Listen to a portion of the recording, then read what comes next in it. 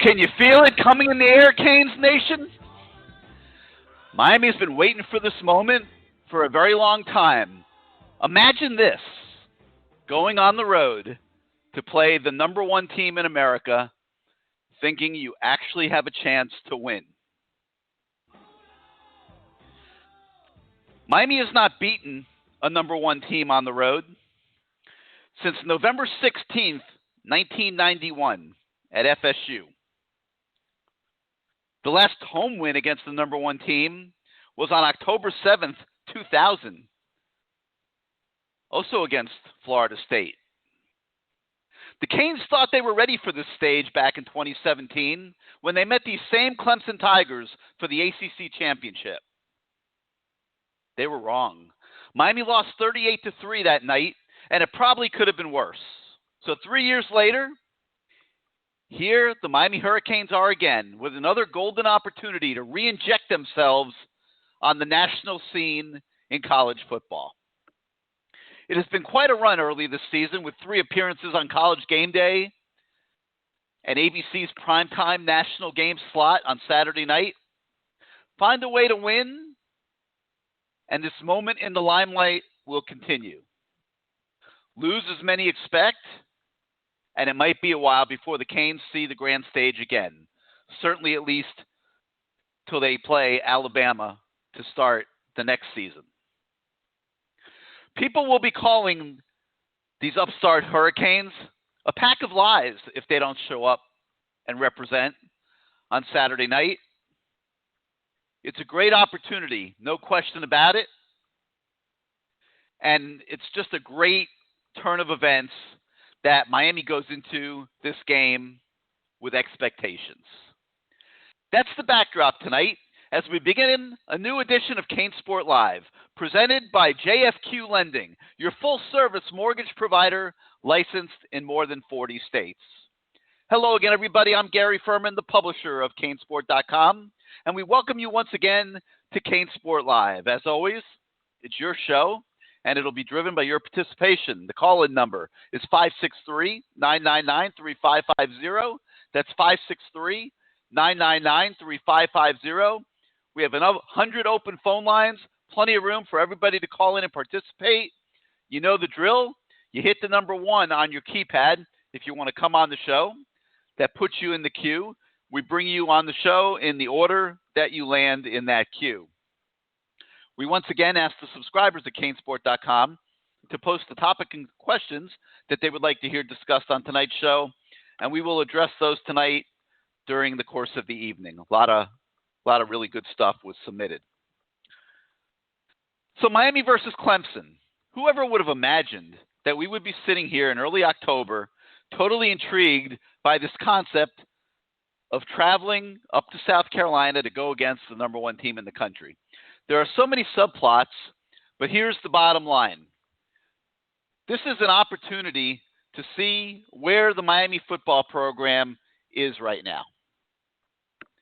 Miami heads north with an exciting new offense. The Hurricanes have a difference-making quarterback, which they have not had in almost 20 years.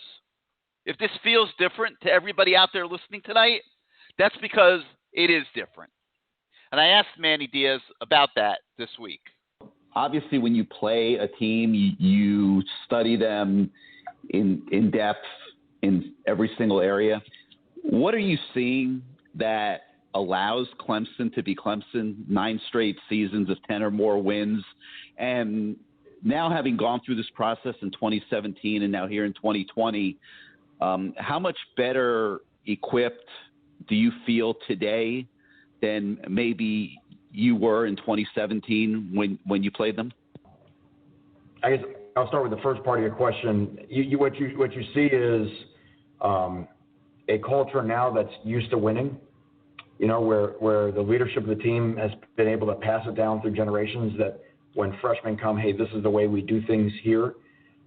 You see the stability that they've had on their staff, which is immeasurable. It's, when I got into coaching, that's very similar to what was going on at Florida State in the 90s, and you could see how valuable that was because everybody in the program was in total and perfect alignment, which is very rare to have in college ball, or to be honest, any sport nowadays, and I think that matters. And then they have had a run of really, starting with Taj Boyd, with just transformative quarterbacks, into Deshaun Watson and then obviously now Trevor Lawrence. And again, it's just we make things sometimes overcomplicated, but when you have a guy like that, it gives you a chance to win. If you have a guy like that and you play defense like they're going to play defense, you're going to have a chance to win every game you play against everyone you play against, and they believe that. In terms of the game in 17, as opposed to now, obviously, that situation ate us up a little bit. Being there, we were very close. We had been in a big game. Obviously, it's Notre Dame, but not quite in that setting, of what it is in Charlotte. And it was a great learning experience. And you even, Bronco Mendenhall even mentioned it in his post-game press conference, the difference between playing Clemson and Charlotte a year ago as opposed to their efforts this past Saturday. So, but that's what I talk about. When you're building a program, you've got to get into these type of games to get your sea legs, where when the ball's kicked off, it doesn't take you a couple rounds of the boxing match to really feel like you can throw a punch. And that's a great challenge for us. And the only way to do it is you got to earn the right to get into these games, which is what we've done over the first month of the season. All right, so there's no question Miami has a lot to prove Saturday night, just because of the recent history as much as anything. But I've looked a lot at this Clemson team over the last 7-8 days, and I think the Tigers have a lot to prove themselves on Saturday. Let's be honest, when you set a bar as high as this program has for 9 years now, it's difficult to keep matching that every year, regardless of how well you recruit. 32-game regular season win streak, 24 straight victories in the ACC. They've outscored ACC opponents in that stretch by an average of 32.4 points. So, yeah, this is a statement game for Miami. It's also a statement game for Clemson to prove that they're at the same level that they've been in recent history. And Diaz was a little hesitant to paint it in those words, though. I think forget about even following Miami, as you all know, anyone who follows college football, statement games are always statement games until there's another statement game, because that goalpost of whatever statement you're trying to make always moves regardless.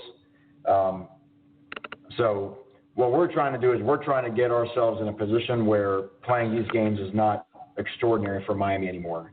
That we're in these type of, primetime matchups, the college game day thing, playing a team like Clemson. It's not, this is how you build a program, to be in these positions and have it feel kind of natural and normal, which is exactly what it does to Clemson. So this is a great opportunity for us in terms of what we've done over the first 3 weeks, to go test ourselves against a team who is very comfortable in these settings but had to earn the right to be there. They weren't always this way. That was kind of a thing for them early on. And someone told Clemson that there was a statement game, and they had to sort of move through these same guideposts and to get to where they are at today. So there's so much to talk about tonight. So let's get right to your calls. The number, 563-999-3550, 563-999-3550. You hit the number 1 on your keypad if you want to join us on the show. And let's go out to start the evening to the 941, where the Mikester Kane is on hold. Mikester, welcome back to CaneSport Live. Oh, it's great to be back, Gary. It's great to be back. Where have you been for the past 2 weeks? Well, we had a show last week. You weren't on it? Yeah. I don't remember. Yeah, it was moved. I forgot what day it was. But anyway, I got a question to ask you. Let's get this thing started off. One quick question. How are you doing, Gary? I'm fired up, man. To see Miami in a game like this and not thinking that they're guaranteed to lose by 4 touchdowns is a nice feeling again. I mean, I've been doing this for a while. We've had a lot of games like this, obviously, through the years, but I'm excited for this one because I think that with this offense, the way that Rhett Lashley is coaching it, that they have a chance to go up there and be competitive on Saturday. Oh, hell yeah. Well, I'm glad you gave me that answer, bud, because if you're all fired up, you just blew them out 52-27. Because you see, football is 80% mental and 20% physical. And I also got other things to say, too. 3 words. Yes, we can. We can win this game. Not going up there to compete, but win. And, you know, you got confidence, man. You got confidence. You can make no mistakes. Make no mistakes. Offensive, defensive line has to play physical. I mean, when they hit to block, you got to hit them as hard as you can on every single play. You got to execute your blocking assignments. You got to do your swim moves on defense, do your stunts, or whatever it is that they're going to do. And receivers, I'm telling you, they got to step up because there's a good bet that Clemson is going to try to take away the Brevin Jordan, Will Mallory 1-2 punch. So that's what I've got to say for right now. I mean, that sounds like a logical game plan for them. You know, I think you do want to take Brevin Jordan out. I think Brett Venables is going to come after Miami. I don't see him letting De'Ara King sit back there and go through 4 or 5 progressions like he, has at some moments this year. I think he comes after him. I think he tries to swarm him, get arms up to try to affect his vision down the field because he's a smaller quarterback. And I think that the way the offensive line is able to hold up and the way that Cam Harris and Jalen Knighton and Don Chaney are able to pick up guys is going to determine how competitive Miami is in this game. Well, yeah, that's what I'm saying. Physical, physical, physical. This line's got to be physical. Those backs have to be physical. They have to hit, and they have to hit hard. Body blow after body blow after body blow. And you got to hurry up, the hurry up, the up tempo, and attack vertically. Yeah, side to side. I forgot which is which. The side to side, horizontal, or vertically is up and down. But it's side to side, because if you do side to side, a lot of side to side, you're going to gas the defense out, and that's what you got to do. That's what you want to do. That's how you're going to have a chance to win this game. And I think they have a chance. And I know that a lot of these other guys out there think the same way too. But I'm fired up, Gary. I'm really fired up about this, just like you are, bud. Yeah, it's going to be an exciting night. It's going to be very interesting just to see where we are. We think we're a lot better. If it weren't for all the transfers, I'm not sure we would be thinking like that. But we have these 5-6 impact transfers that have made this team enormously better, and no doubt. That's a third of the starting lineup. So we're sitting here thinking that we might have a chance to compete with these guys. We'll see. Well, look back at 2017, okay, Gary. The talent gap was really wide. I mean, Clemson was up at the sky, and Miami was down on the water. That's how far the talent gap was. But now I believe it's closed. It's the gap has been closed. It's not quite where it needs to be, I don't think, but it's closer. It's a lot closer. So I think they have a chance, bud. And well, it's closer because they've lost some talent there. I mean, it's very, very difficult to sustain the level that they were at, and they're rebuilding a little bit on the offensive line. They're rebuilding at the wide receiver spot. They're rebuilding on the offensive line. They're rebuilding on the defensive line, and they've had a couple injuries there, so they're playing some young kids, very highly regarded freshmen, but still freshmen nonetheless.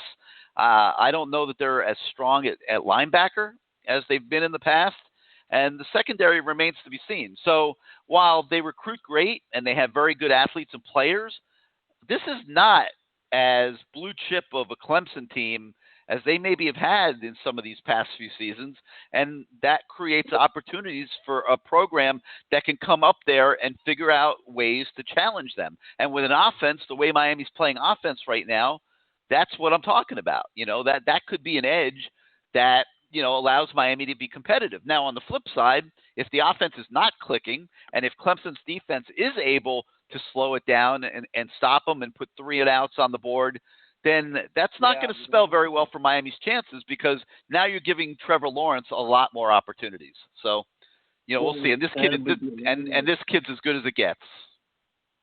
Yeah. The thing is keeping him off the field, keeping him and Etienne off the field. is pretty well key in regard to that. So, yeah, you might be talking anyway, about the two best players in college football in those two guys. Oh, yeah. I mean, Trevor Lawrence is going to be the number one pick for sure, and Etienne, if Trevor Lawrence weren't there, might be the number one pick himself. So those are two elite, like top end elite, as good as elite gets talents, and Miami's going to have to deal with them. Oh yeah, well, you talk about Trevor Lawrence, 73% completion percentage, I believe it was. The last time I checked, I think that's what it was. Well, and anyway, look, Gary, I wanted to start things off. Let's get all fired up. Let's go, Canes. Let's beat Clemson. All right? All right, Mike. Thanks for the call, man. Thanks for getting us started. I first saw Trevor Lawrence. I've been telling this story a lot this week. Been doing a lot of radio shows and stuff. But I first saw Trevor Lawrence when he was a high school senior, and he came to the Rivals 5-Star Challenge. I guess it would have been like a little more than 3 years ago now. And I watched the first pass I saw this kid throw. I was like, wow. I mean, seriously, the first pass, that's all it took was one throw. And I knew this kid was going to be something special. And, watched him over the next few hours just make throw after throw. It didn't matter. Every ball was right on the money. I mean, the receivers weren't having to dive for anything. Everything was right in their lunch basket. And I came back, I believe it was in Atlanta, and I came back the next day, and I was at a camp event, and Mark Richt happened. I guess it was the Mark Richt camp, and he happened to be there, and we were talking, and I said, Mark, Clemson has this quarterback coming in that is going to be transformational. It's like, you have no idea. Like, and I'm thinking to myself, like, geez, it's like, how's Miami ever going to win anything with a talent like this at Clemson? Because I knew what was coming, and I was telling Mark Richt about this kid, and sure enough, exactly what I predicted that day, more than 3 years ago, has played out, exactly to the T. So we'll get to see him up close on Saturday, and you guys will see what I'm talking about. I'm pretty sure. Like, this kid can fit balls and windows 30, 40 yards down the field like nobody else in college football right now. So that will be an interesting thing to see how Miami's defense is able to handle playing against a guy that can throw the ball with that level. Just like I think that Clemson's going to come after De'Ara King, I would imagine that Blake Baker and Manny Diaz are going to go after Trevor Lawrence, because if you give him time to sit there and survey the field and that ball comes out of his hand, 9 times out of 10, it's going to be right where he wants it. So I don't know any other strategy that would have the potential to work better than sending guys after this guy and bring them from all different places. And I'm pretty sure that's what we'll see Miami do on Saturday night. All right, 563-999-3550, 563-999-3550. You hit the 1 on your keypad if you'd like to come on the show. Let's go out now to the 845, where I'm sure a very excited man, Greg, is waiting. Greg, how you doing? Welcome back to CaneSport Live. How you doing? Yeah, I'm very excited. By the way, come on, Greg, show us some enthusiasm. It's Clemson week. Come on. You didn't sound excited. Come on, give us some excitement. I'm very excited. Well, you sound so gloomy. There's a chance I might be going to the game, so I have a chance. Here we go. First of all, did you see Mike Farrell's article today saying the talent gap is not that severe between Clemson and Miami? I did. Mike and I talked about that a little bit this week. I did. So you saw his breakdown, right? Mm-hmm. Yeah. Okay. So, well, it's a combination. The transfers have elevated our talent level, and departures have hurt theirs. Departures and injuries, have compromised theirs. So they're kind of coming at each other from different directions. Okay. How much more confident would we be if we had Surtain and Campbell playing corner this week instead of Blades and Ivy? Of course. Did you see the Alabama secondary? All South Florida kids. Yep. Well, we already knew that. Yep. Yeah. Well, we got to start getting some of these guys. Anyway, do you think it'll be? Well, you know what? Let me stop you for a minute there because you're making a good point. They do need to start getting some of these guys, but the way you do it is by going up to Clemson on Saturday and being competitive. I don't necessarily think Miami has to win this game. I really don't. I mean, obviously, we would like to see Miami win this game, but for me, this game is as much about getting some respect back. And you had some great opportunities first, these last couple of weeks being on national TV, and I think that was the step one. Now this is step two, and bringing this program back is going to be a lot of steps. I mean, you don't just come back from being what this program's been for 17 years, and it doesn't just happen in one flip of the switch, because you got to remember, De'Ara King's not going to be here forever. I mean, maybe they could talk him into coming back for one more year, which would be obviously an amazing thing, but Jalen Phillips is not going to be here next year. Brevin Jordan is not going to be here next year. Quincy Roche is not going to be here next year. Jose Borregales is not going to be here next year. Jared Williams at right tackle is not going to be here next season. Okay, so, I think you have to kind of remember that this is an intermediate landing spot here that we're at, and picking up all these guys that have walked in and are instantly better than anything that was on the roster has been a huge development that probably has allowed the program to skip a couple steps. But now you got to take that and you got to capitalize on it. And, that begins Saturday night. Like, you have to go up, you have to be competitive. It has to be a real college football game. And I'm not, like I said, I don't necessarily – Miami doesn't have to win this game. Nobody expects Miami to win this game. Why would they be predicting that? But they do need to be competitive if they want this great forward step that they've made here in the offseason with all these acquisitions, with picking up Rhett Lashley to run the offense. If they want to make that count in the big picture, Saturday night's a really big deal. Yeah, I agree. Do you think we're better off if it rains? I don't think that matters. No. I mean, we're trying. I think we're trying to play to a wash at the line of scrimmage. I don't see us necessarily being, better than them at the line of scrimmage. I mean, we've got a couple good defensive ends. They got a couple good offensive tackles.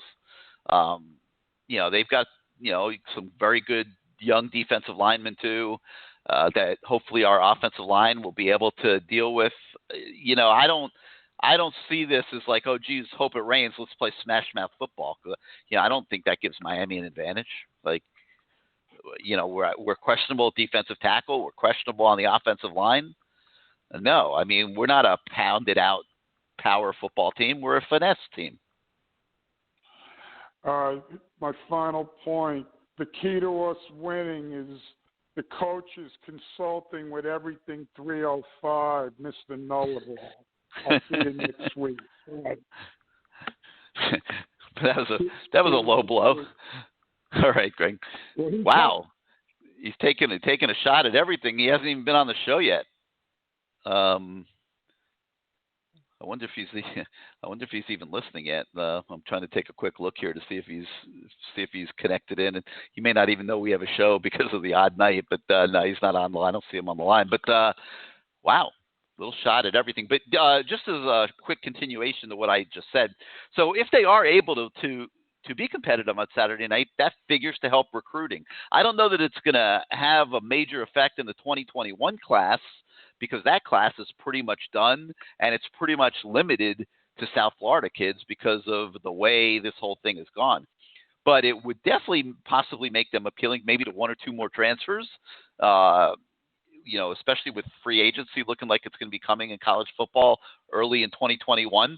And it certainly would help the next recruiting cycle, without question. So this is a big night, for Miami to get to where we all want to see it get. You got to take this step. You got to take this step, and you got to build on what you've already been able to do. And obviously, the coaches have been working as hard as you can humanly work to try to get the kids in a position to make that happen on Saturday. We'll see how it goes. But going to be very interesting and a lot of fun.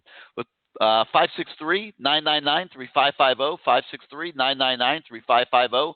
You hit the number 1 on your keypad if you'd like to come on the show. And let's go out now to the 321. You're live on CaneSport Live. Yep, that would be me, Gary. What's going on, buddy? Who's this, man? This is Tony from Melbourne. What's going on, Tony? You don't call so often. What you got for us? Man, I work late some nights. When you do it, I work late on Tuesday.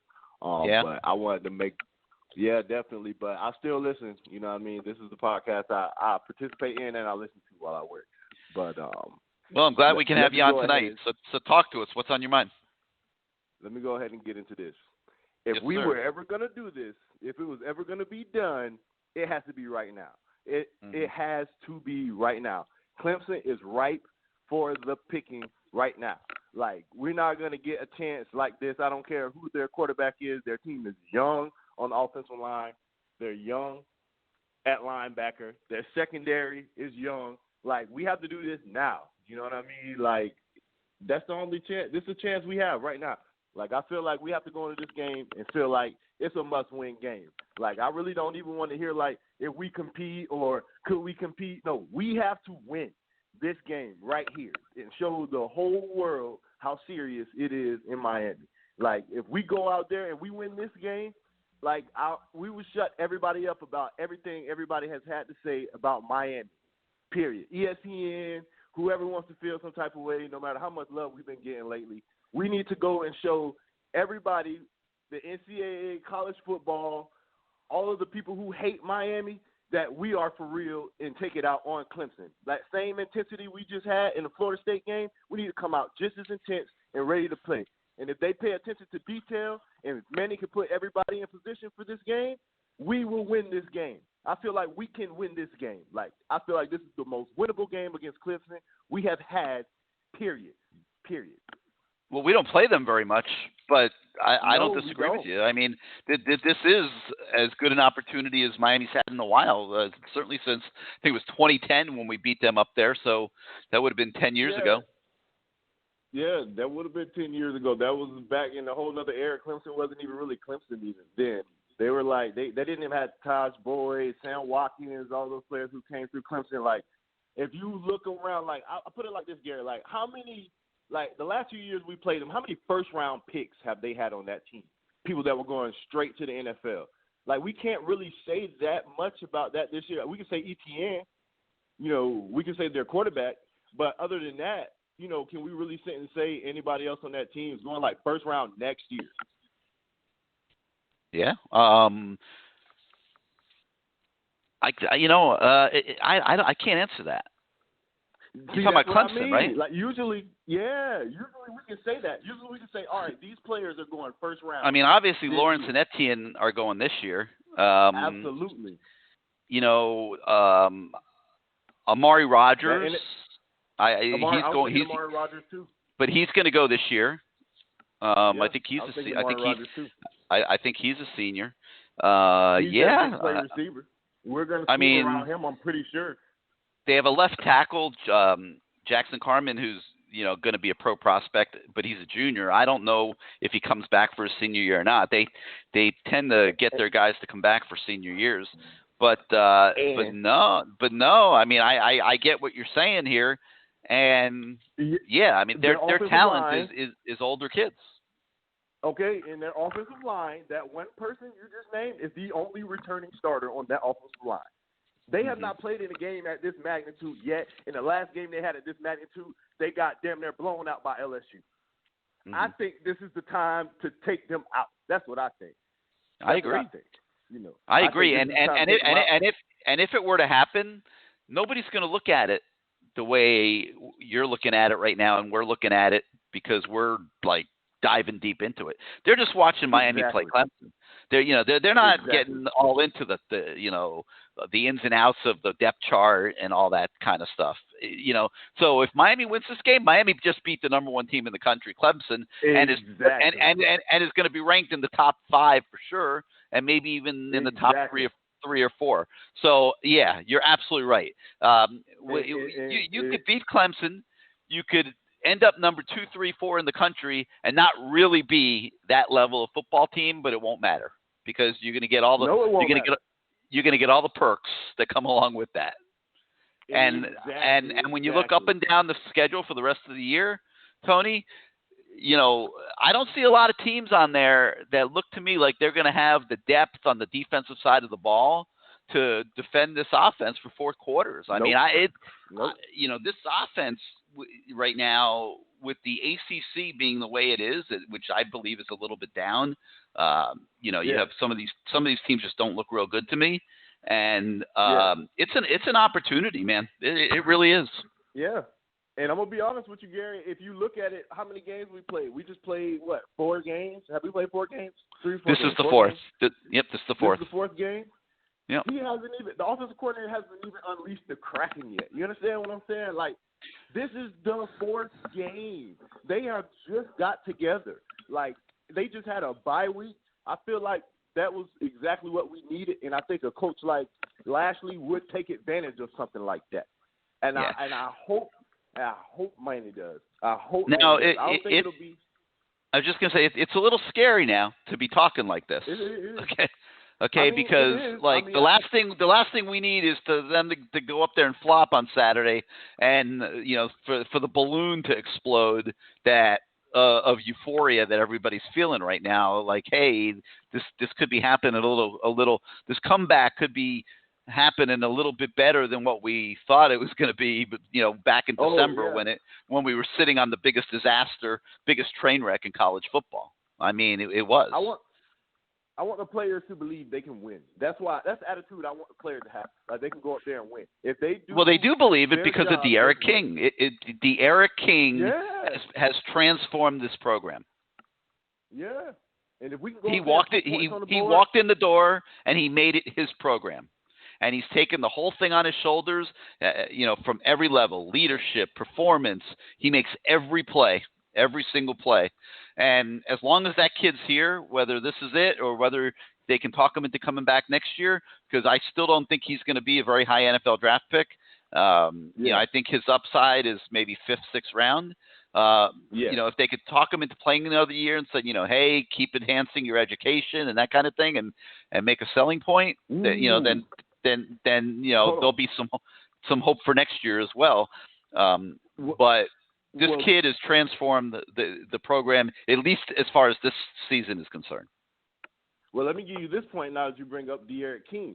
This game for him, if he really wants to go to the NFL and play quarterback, is his game to prove that. This is that game for him. This is definitely that game for him. That's why I feel like, you know, maybe last year we might not have had as much leadership and as much like dedication to detail, dedication to football as we have. I feel like we have this year, and I feel like if it's ever going to be a chance, I'm not saying we're going to go win.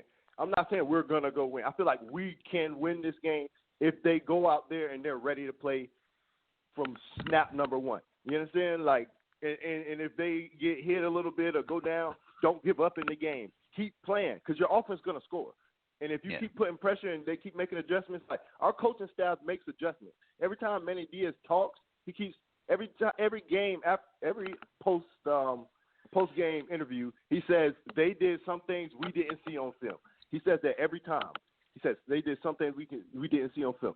Expect things like that and be able to adjust because obviously they've been able to adjust. In this Clemson game, we got a chance, man. That's all I want to say. We got a chance. I don't want anybody to be down or be scared. Just we have a chance to win this game. It's going to be interesting. I mean, look, we still have holes. You know, I'm concerned about our stop in the run up the middle. You know, big concern there. I'm concerned about, you know, Blades and Ivy holding up on the outside against receivers that are at this level. That's going to be the best they've seen this year by far. Of course. You know, Rogers and Latson are very good receivers, and I'm sure they got more we don't even know about. You know, we're gonna get it. They got a freshman, EJ Williams, who I know is considered very, very good. So you know, we'll see. We'll see how we hold up. All right, Gary. I don't want to take up the whole show. All right, Tony. Well, you know, you deserve an extra few seconds just because you're usually working on Tuesday night. You don't get to join us. So I appreciate it. Well, I call in every chance I get, man. I hope everybody have a good night and everybody be ready to, take a look at some real good football. I think it's going to be some real good football on Saturday.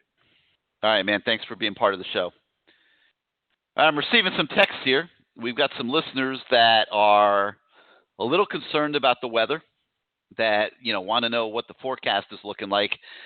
I'm looking at the latest report, the 7 o'clock advisory that is coming from the NOAA, and this storm they got going, this Hurricane Delta, that's getting ready to, looks like it's getting ready to slam Louisiana. I guess on Friday, tomorrow, late in the day. It's not going anywhere near South Carolina. The cone doesn't even come in anywhere remotely close to Clemson, South Carolina. So there's a chance that maybe there won't even be a ton of rain. Who knows? It's not really. Probably about kickoff, it'll be on the same parallel as Clemson, but it'll be far to the west. So, we'll see. I don't know how I can't give you a feel for how big of a storm it is right now.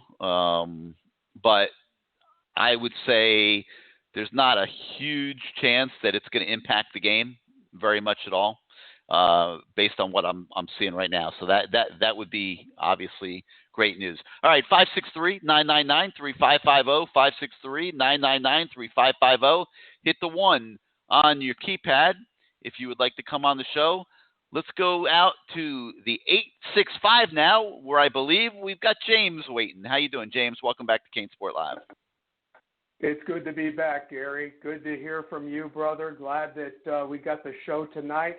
And I think you need to check that weather forecast again, brother, because there is a hurricane coming for Clemson, South Carolina. Oh, okay. But it's not Hurricane Delta, baby. It's Hurricane De'Eric. It's Hurricane Jalen. It's Hurricane Brevin. And it's a hurricane trio of tailbacks that are going to run down that throat, baby. I feel it. I listen, punchers have a chance. This team's got fight. Now, what's going to be interesting is if they get hit, how do they react? Do they just take it like the other hurricane teams have and crawl away the last couple of years? Or do they just come back and give them a haymaker right back? And how does Clemson react getting hit like that? Now, let's talk about last week real quick. They played Virginia, another team that we play in a couple of weeks. So I was wanting to see what Virginia had and what they've got and so forth. And I told my wife, I said, honey, this Clemson team that's playing Virginia tonight, that's not the one Miami's going to see next week. They're going to be up. They're going to be ready to go. But I saw holes.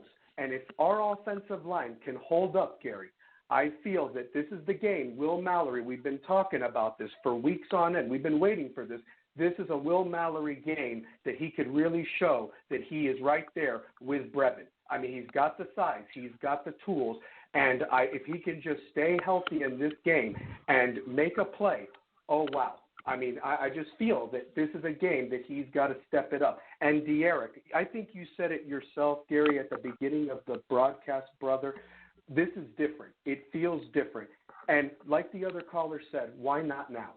Why not now, Gary? I mean, there is no tomorrow. If you're saying these guys are going to possibly leave, and who could blame them with COVID? You don't know what the world is going to be like next season. I mean, all I'm saying is that they've got a great chance tomorrow to do like what LSU did last year to Alabama and do it last year. Put all your eggs in this basket. I don't think LSU even cares that they are 1-1 right now because that national championship trophy and ring feels really good. I'm not saying Miami's going to do that this year, but damn, it would be nice if they could. I mean, out of nowhere, nobody predicted it. Nobody. But we've got the quarterback. And why not Manny? I mean, nobody gave Ed Orgeron a try. Why not Manny? And then he hired the offensive coordinator in Lashley. He brought somebody with influence like Ed Reed. They've got the offensive line coach whose name escapes me, but he's done a masterful job with this unit so far. We'll see how they do on Saturday, obviously, because this is going to be a big-time step up on steroids of what they're facing. But the truth of the matter is that you and me said this and a lot of other guys, let's see where we're at. Are we better than 59-0? That was absolutely the worst day of my life, but also the best day of my life because we got rid of Al Golden, okay, the next day. But I'm not wanting to talk about that. But then we go back to 3 years ago, and nothing makes me sick to my stomach more than watching Dabo and those guys basically cut the turnover chain. And up until this season, the turnover chain has been a joke. It really has. Our program has not recovered. The Pitt game was the Pitt game, but that game, they buried us back down, and it felt just like 59-0. And like you said, it could have been worse. But to Saturday night, I feel we have a team that has a different mentality. The transfers have brought something new. The transfers weren't a part of that game 3 years ago. The only ones that are really still a part of that team, I guess, are McLeod and a couple of others that were freshmen at the time and so forth. Mm-hmm. But they need to remember how it felt getting embarrassed that cold night in Charlotte back in December. And they need to remember that they're the Miami Hurricanes. We are the program. Clemson, nice little history, nice little dominance this last decade, but we know what it takes. And Saturday night, we have a chance to get ourselves back up there, Gary. I want you just to think of just some of your thoughts so far.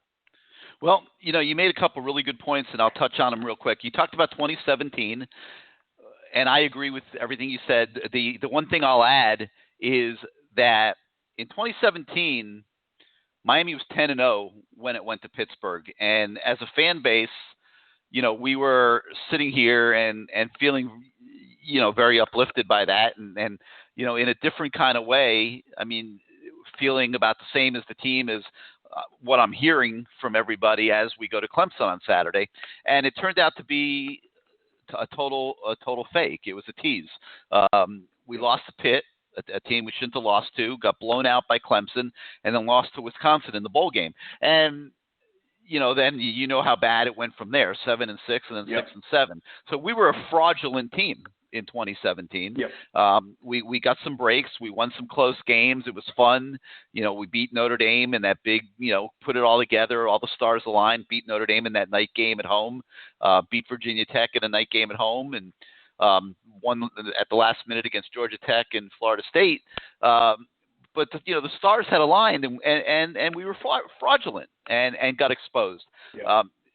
So that's why I'm like a little scared to oversell this, but I do think that, like we've been talking about tonight, when you look at Clemson's team and how unproven they really are when you dig deep, which is what we do when we play them, and you look at Miami with the older kids, the transfers, that are all making major impacts, this has a chance to be a much different game, and that's what makes it exciting. So that's one thing that came to mind. You mentioned LSU of last year, and I think there's some real synergies there from the standpoint of Orgeron. Nobody's ever looked at Orgeron as a great coach. He's always been a good coach. He's probably better known for his recruiting than his actual coaching through the years. But he gets Joe Brady to come in and coach, who I would, I'm not ready to say that Rhett Lashley is Joe Brady. I mean, let's not do that yet. We've beaten UAB, a horrendous Florida State team, and a Louisville team that can't play defense at all. So I'm not ready to say that Rhett Lashley is a coach at the level of Joe Brady, who was the hottest coach in college football last year. But what he has done is transform the program, and he's had a similar type of impact here so far this year. And it's just like Joe Brady made Ed Orgeron look great last year. I think Rhett Lashley has taken Manny Diaz to a whole nother level this year, and Agreed. That will be what the final or the next chapter will be determined on how Miami is able to sustain this when Rhett Lashley has moved on to something else, which he almost certainly will at some point. When you look at the money that's going to, we're not the only ones noticing the impact he's made on this Miami program. That guy is going to have some serious money thrown at him after this year. And the question is going to be, is Miami going to be willing to match it? Which I don't see how they can't.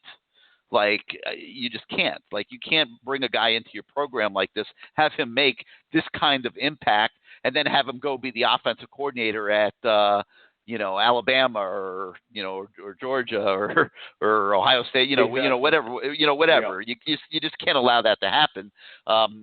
And then the next thing is you see how he's being pumped by the guys at ESPN every week that were on national TV, and everybody's watching this. And Kirk Herbstreit might be related to his agent because he's throwing it out there constantly that this guy's a future head coach. So, no doubt. Yeah. So it's going to be, there's going to be more chapters that are going to need to be written here. You saw what happened to LSU when they lost Joe Burrow, the quarterback that De'Ara King is to Miami this year. When they lost Joe Brady, the offensive, mastermind, that now all of a sudden they're playing a Mississippi State team that came back the next week and lost to Arkansas, and they're giving up 600 yards of offense and losing at home to Mississippi State. So this stuff in college football right now, it seems to be changing like there's no tomorrow. I mean, things are changing fast. I mean, look at Oklahoma, the way they're struggling, and you have so many teams that haven't even played a game yet. And, so this season is can go any place. But right now, like we've talked about, this is a great opportunity. And then the other thing that you brought up was Clemson, Virginia from last week, and I totally agree with you that the Clemson that Miami is going to get on Saturday is going to be significantly different than the Clemson that played Virginia on Saturday night, and that's because that was their first test too. And I really felt strongly that the best thing that Miami did was not scheduling Wagner for the season opener. They scheduled a team that can walk and chew gum in UAB, and they're not a great team, but they're a competent team, and that put Miami to a test on opening night that I think got them more ready to go to Louisville. And then you stack that on top, it gets them more ready to blow out Florida State, and now they're ready to go to Clemson and try to represent themselves well. So I thought you made some great points there. Yeah, absolutely, and I agree with you, Gary, wholeheartedly. A couple things that I'm going to do, and I'm going to let some other guys get on, obviously, because I want to hear their things. But the one thing that I'm going to look for more than anything, and it was one of my biggest gripes last year, is we had 3 bye weeks last year, and we came out flat and atrocious and lost all 3 games coming off those bye weeks. And to show the maturity and that this team has taken a step forward, unlike last year's team. And I really feel that it's already going to be answered because of the leadership and the maturity you have in the room with a guy like a De'Ara King that you didn't have last year, is that they're ready for business and that they're not playing breaking curfew crap that we've already talked about and don't need to rehash. But I'm wanting to see how they come out focused, and that's the sign also that Manny has grown as a coach from year 1 to year 2 being the head guy. So I'm going to keep an eye on that. I want other Kane brothers and sisters that are watching on Saturday to watch that as well. The other thing, how disciplined we play. I want us to be hyped and I want us to be going, but we cannot lose a Jalen Phillips like that, like what happened in the last game. That was an atrocious team, but had it been a better team, that could have been an impact right there. So I want to see our guys, I want them hyped. I want them doing their thing. But remember, I don't like to be this about the ACC refs, but that's an ACC school, and I still feel that we're an outsider looking in, and they don't do us any favors sometimes. So like Jimmy Johnson said, don't leave it up to the refs. Play your game. You're good enough. Go out there, punch them in the face. And this is what I'm going to predict. It's going to be back and forth. Miami's going to get some scores. Clemson's obviously going to do their thing, but I think that it's going to come down to the fourth quarter. De'Ara King has a Dorsey-like drive down there. And I'm not saying it's to Shockey. It's not even going to be a touchdown, but it's going to be a pass to somebody. Maybe a Mallory, maybe a Pope or D. Wiggins. They catch it. They get us in field goal range, and Baragulis nails it right through the uprights. Miami 38, Clemson 35 will be number 2 by Sunday. And now we're going to speed up that Alabama game because we're going to take care of business from here on out. And if I'm wrong, I'm wrong. But, damn, it feels good to dream. It feels good to be a Miami Hurricane. Don't ever forget where we come from. I've been flying my flags all this week. I hope everybody has too. 38-35, mark it down. We're going to see Alabama, and we'll probably have to play this Clemson team again in the ACC Championship. This could be 1 or 2. But the thing is, if we don't happen to pull it off, we have to make sure that we don't lose focus and keep getting better. and maybe we play them again, and maybe we beat them the next time. But it's got to start on Saturday, being competitive and bring this program back to where it belongs, at the top. Gary, love All the right, show. James. Go Canes. Thanks, man. Thanks for calling in, as always. All right, we're going to do a quick check-in now with our CaneSport managing editor, Matt Shodell. Matt, how you doing tonight? Doing great. I wish it was Saturday, but we still got to wait a couple more days, I guess. A lot of excitement, man. The fan base is wired, and hopefully this turns out to be a little different than the last time we played these guys. Yeah, I mean, the last time I can remember fans being this pumped up for a game was that Notre Dame game, and that turned out pretty well for Miami, you know. So, of course, I was at home. But, you know, I just hope fans, like, realize. I know Miami fans obviously want Miami to win. They expect Miami to play well. What I don't want is for fans to, like, go crazy if Miami loses and start blaming people. I mean, this is still – I know you mentioned Clemson had some holes, but they've had holes, you know, in previous years as well over the last 10 years, and they just tend to reload like Miami did. Like, this is basically like playing Miami, you know, in 2000, 2001, you know, whatever it is in that period of time. That's what Clemson has been doing. So, you know, Miami's still not quite there, certainly not depth-wise, not quite there position by position, you know, when you look at the analysis and where Miami matches up with them. But Miami is trending to get there. You know, out of all the ACC teams, not including Notre Dame, obviously, out of all the ACC teams, the one right now best positioned to challenge Clemson in the future is Miami. So regardless of what happens Saturday night, you know, Miami is trending in that direction with recruiting, with the way the staff has sort of got things together after a brutal end to last season. I mean, things are going in the right direction. It's the first time we can really say that in a long time. I mean, we look at the offensive line. When's the last time we could say it looks like they've actually been coached to the point where they're getting better? I mean, we've gone so many years where we'd privately say to each other, these guys just aren't being coached. Like, they don't get better. If some kids actually get worse over a 4 or 5 year span. Now we can finally point to kids and say they're getting better. Okay, and that's the second key ingredient after recruiting, right? You got to recruit the right kids, and then you have to coach them up. So things are super bright. I don't want fans to get upset. You're an underdog by 15 points. You know, Las Vegas generally knows what they're doing. So, you know, they're saying you're going to lose by 2 touchdowns. Fans should not be discouraged if Miami loses by 2 touchdowns. I mean, that's pretty much what people expect. They should be encouraged by the direction of the program, by the fact of the hype Miami's getting regardless of this outcome. And if by some chance Miami does manage to pull this out, which I think the most likely scenario for that to happen, by the way, would be Clemson beating themselves versus Miami beating Clemson. I just don't think that Miami playing its best and Clemson playing its best, that Miami's going to win that game. But if Clemson makes some silly mistakes, some boneheaded plays, whatever it may be, if they blow a couple of coverages they normally wouldn't blow, you know, you never know what might happen in football, right? And 2020 has been a crazy year, so crazier things have happened. I mean, Miami can win this game. There's no doubt about it. But Clemson has to make a lot of mistakes, in my opinion. Well, you know, we talk about we have been talking tonight about how their roster is not what it's been, and it's not.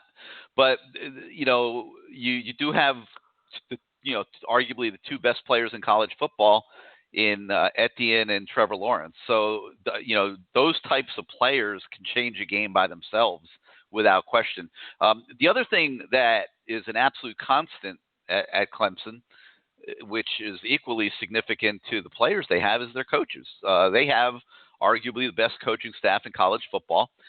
They've been together for years. Nobody leaves. You know, you have a guy like Venables who certainly could leave and go take a head coaching job. He doesn't. They pay him $2.5 million a year, and he stays there. And now he's got his kids playing for him there, and he's probably pretty stable there for at least a few more years. I don't know if he'll reach a point where he wants to try being a head coach, but the coaches are still there. And picking up Rhett Lashley, and at least from what we've seen so far, I'm not going to say it puts Miami on a level playing field because the Miami staff hasn't proven that yet the way the Clemson staff has, but at least you feel like they have a fighting chance. I mean, if you're going up there, and Dan Enos is your offensive coordinator, and Brent Barry and Coach Stubbs and everything's the way it was last year, you're sitting there, if you're being honest, saying this is a coaching disaster, like mismatch to the max.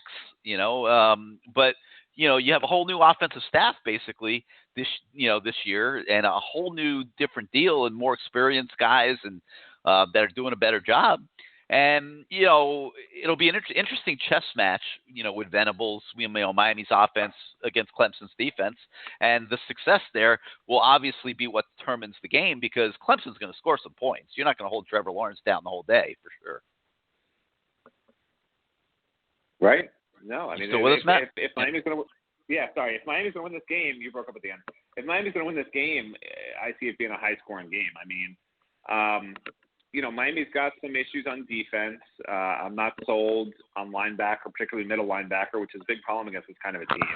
I'm not sold on the overall defensive tackle situation. So, up the middle is a little bit of a problem there. And then on the flip side, though, I don't think Clemson's defensive line is always good, but it's not. They lost a bunch of guys to the NFL, and it's not an experienced, proven front. They also have some issues at linebacker, and even their secondary. So, Clemson's defense doesn't scare me as much as last year's Clemson defense would scare me, at least at this point, And like you alluded to earlier, this is sort of a question mark for Clemson too. They don't quite know how good they are because they lost so many people to the NFL off last year's team. So even though these teams are in their fourth games, there's a lot unknown on both sides. Miami hasn't played a good defense, right? Florida State's defense is awful. Louisville's defense is awful. UAB is just at a different level of football entirely, even though they have a very good defense for their level.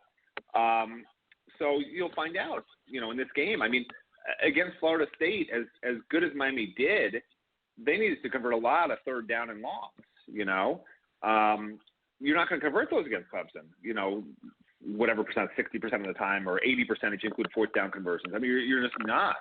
So this is a different level of defense. Can Miami still do what it did those first three games on offense? I think is going to be really interesting to see. But, this is a Clemson team that I think hasn't given up more than 23 points dating back to 2 years ago, right? So if Rhett Lashley and the Miami offense scored 28 points or more, that's a huge accomplishment, right? And I think they can do that and will do that. But like I keep saying, fans have to tamp down the, we're going to win 38-33, whatever. This is not a defense that gives up points. It just isn't. It's not going to magically all of a sudden change, Miami's good on offense, but again, the offensive line's not great. The offensive line's okay. The receivers keep dropping passes. They aren't getting open one-on-one coverage the first three games. That's disheartening. Run game's great. Tight ends are great, right? So if Miami can find a way to get mismatches in those areas and get those guys freed up, that's how you score 28 points and at least have a chance. But there are, fans who just want to say, we should be able to win this game. There's a lot of reasons why that's going to be very difficult.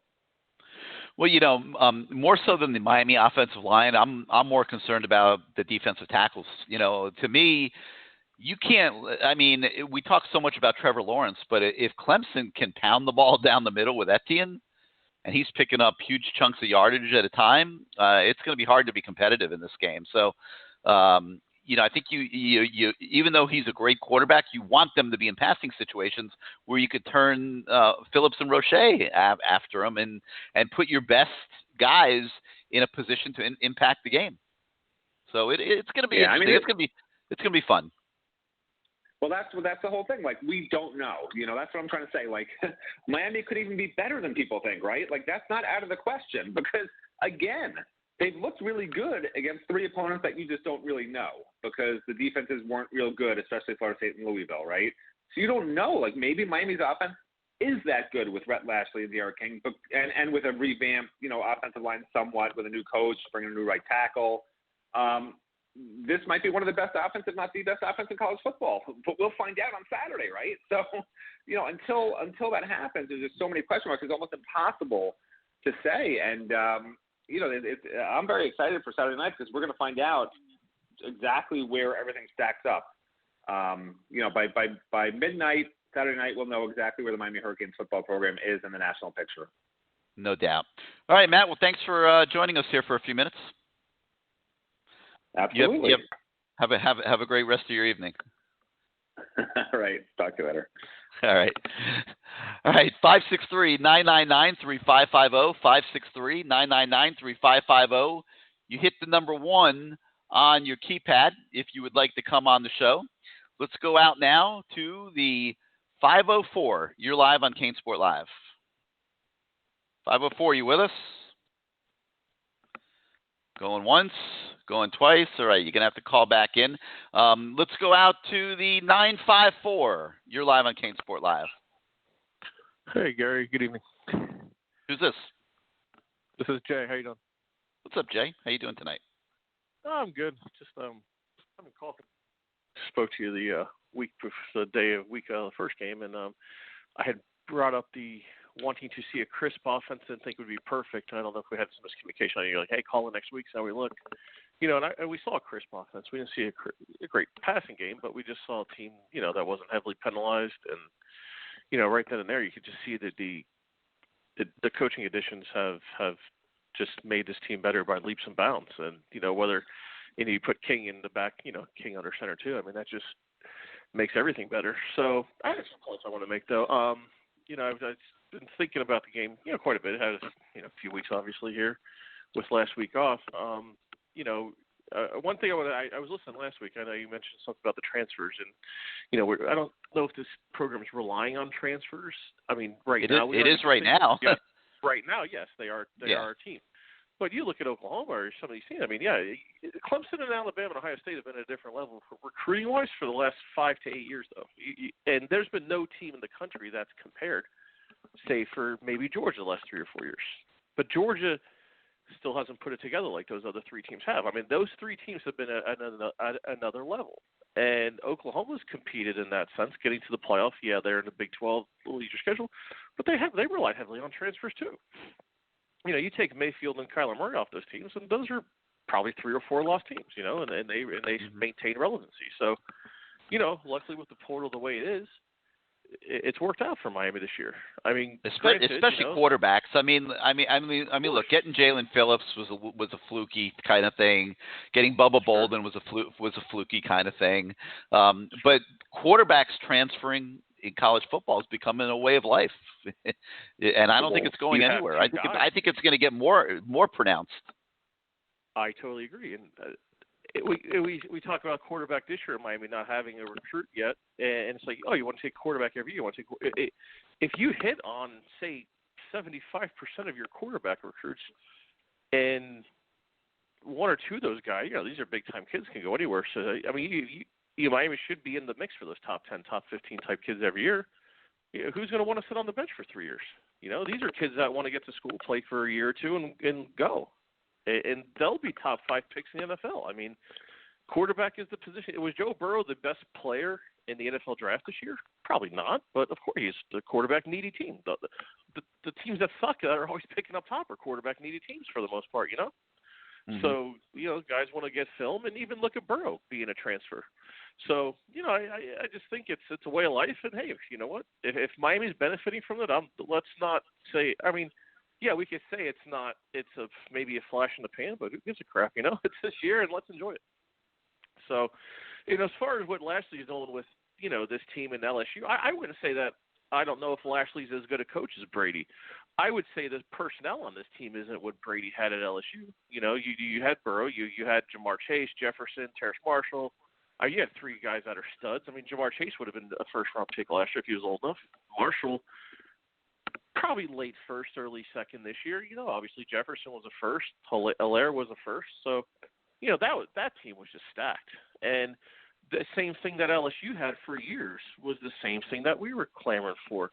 Let's let the kids run the spread. Let the kids run the spread. That's how they play. Let the athletes flourish. And they were just playing the 3-yard and a cloud of dust type football. I mean, just think about the guys they've wasted with Fournette and Jarvis Landry, Odell Beckham on the same team. I can go on and on, but that's just the first, example that comes to my mind. I mean, you put those guys in the Joe Brady offense at LSU, it's just probably the same outcome, And I think that's where Saban had the advantage over LSU in the SEC. He went to that a little earlier than them. He started playing the 3 wide guys. Even going back to 2012, 2013, that game against Notre Dame with Amari Cooper, and then we say the South Florida guys bringing in Ridley. It's always like to have those 1 or 2 playmakers, but they've always had those guys in space.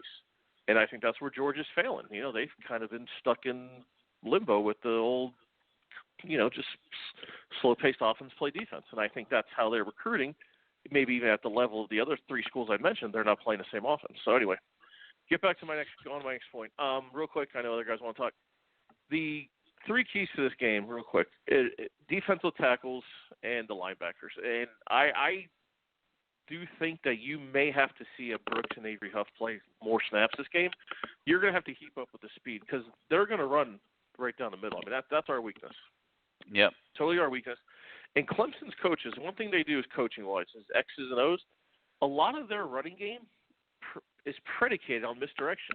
And that's one thing Miami is always overly aggressive on, is a misdirection. And that's going to be the key because they run a ton of, like, eye candy nonsense. They run those throwback screens. They run those, bubble screens back to the side away from the play. And it just, that's, to me, on defense, that's where we have to be. On offense, I think the offense can score points. This is a team that, they reload, but they're reloading this year at a level of hardly any experience.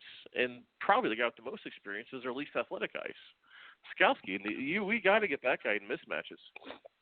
As far as their D-line goes, I mean, they're five-star studs everywhere, but they've played 2 games. Breesy, Miles Murphy, some of these guys, the Tyler Murphy kid from Apopka. So I know we know all about these guys. They got and no spring practice. And no spring practice. They spring, they have a 5-star corner. Obviously, he's brand new. So I think you've got to be able to pull some plays out of your hat and see what they are physically. I think this is a game. Yeah, we're a finesse team, but we've got to see if. Say DeLon Scaife. We have a top 50 offensive guard. I mean, DeLon Scaife rose in the rankings, if you remember his recruiting year. I mean, that kid became one of the top guards in the country, and rightfully so. He's been out of position here, and he's had terrible coaching. We all agree, but we got to see if that kid can take Breesy or one-on-one, or he's got to be able to handle that guy. I'm sorry. I mean, Breesy may be a first-round pick eventually, but he's 18 years old. Our guy's 20, 21 years old. That's where the mismatch has to be. And we have to see that. And as far as Blades and Ivy, they're going to be on islands, but no one's going to be covering Amari Rogers. Amari Rogers is going to be in a slot. So those two guys aren't going to be covering them. And as far as Ivy goes, this is a matchup. The guy's got to be looking at his chops. I mean, he's known the kid he's playing against for 20 years, right? Yeah, I don't know if we have anybody who can cover Amari Rogers. I really don't. We'll see. I agree. I think that's where the passing is going to come. I don't think Latson's going to make a ton of plays on that. I think Rogers is the guy that kills you. It's going to be Rogers and Etienne on the little, 6-7 yard out patterns, little slant patterns. Etienne running those little angle routes out of the backfield, getting lost in space if we don't get a pass rush. Amari Rogers against Corey Couch is probably going to be asking a lot. It's a bad matchup for Miami. We've got to bracket that underneath. That's why I think maybe when Gervin Hall comes back in the game, or maybe you play Amari Carter a lot more underneath. Amari Carter's got to go the whole first half. He's got to go the whole first half for sure. Yeah. Maybe you play McLeod and Amari Carter down low, and then I don't know if you're asking a lot of Balaam, but I mean it sucks that Hall's out, but maybe that's what you do in the second half. If you bring Hall in, maybe you put Carter down low somewhere. So I don't know, but hey, we do have a special teams advantage. I will say that, and that's the one advantage. That's one thing we have to take advantage of this game. I think our punter's better and our kicker's better. We'll see. Hopefully the punter doesn't get a lot of work on Saturday, because if he does, that's not going to be a good thing for Miami. That means we're giving Trevor Lawrence extra shots at it. So, all right, Jay. But hey, thank you so much for being part of the show, man. All right, this is Appreciate the time. Got to just take advantage of the situation. We'll see. You got it, man. Give us a call next week. We'll talk about it. All right, guys, it's time for our Counterpoint segment, presented tonight by the law office of Brucey Warner. And tonight, Bruce and I are going to be joined by a guy who is no stranger to big football games, and that's former Miami cornerback Dwayne Starks, who played for the Canes in 1996 and 1997. Let me just find them in a queue here. Here we go. Bruce and Dwayne, welcome back to CaneSport Live. How you doing tonight? I'm doing great, man. Doing great. How you guys doing? What's up, Bruce? Hey, what's up there? D. Starks, doing great. Yeah, All so right. We've been talking about Trevor Lawrence, so I figured, well, who else could possibly help us, give us the insight to, and they were just talking about Blades and Ivy, Then D. Starks picked 6 in the Super Bowl against the Giants for the Ravens. There's our man. So, hey, fire away, Gary. You know, I asked him when I spoke to him yesterday, what do you do? Do you jam these guys? What would you do, Dwayne, if you're covering these receivers and you know you got Trevor Lawrence and you got Etienne in the backfield? Yeah, I mean, when I look at that combination in itself, I mean, you got to play disciplined football. You're going to need help coaching-wise. You're going to need your linebackers to be in position. And you want to keep those guys in front of you. I mean, that's like playing Jimmy Smith and Fred Taylor in Jacksonville Jaguars, you know. So, you know, when you're faced with a situation like that, it's going to all come down to, you know, fundamental technique, being where you're supposed to be, assignment football. So you wouldn't necessarily jam these guys? I would. I mean, as a corner, you have to switch it up on them. You don't want them just knowing that what you're going to do every play. It's like, hey, he's just staying off. No, you got to take a chance every now and then. And when you take those chances and the coaches say, hey, go into 55 or a man under defense, then when you get that help over top, then you want to be aggressive. You want to put some type of uncertainty in his head, you know. But, you know, those guys are pretty good. They're experienced players, and they're used to it. But at the same time, you can't sit back and just be a sitting duck. Yeah, now the flip side of playing pass defense, these guys better tackle. They have to wrap up. They cannot, because Clemson is notorious for yards after the catch. Or, you know, you've got to wrap these dudes up. We have to. Right, and that's why I mentioned fundamental football. That's a part of that, you know, keeping the guy in front of you. When you make the contact with a guy, get him to the ground or hold him up till everyone else gets there. Like those little things make a big difference. And, you know, you see that in the teams that are successful.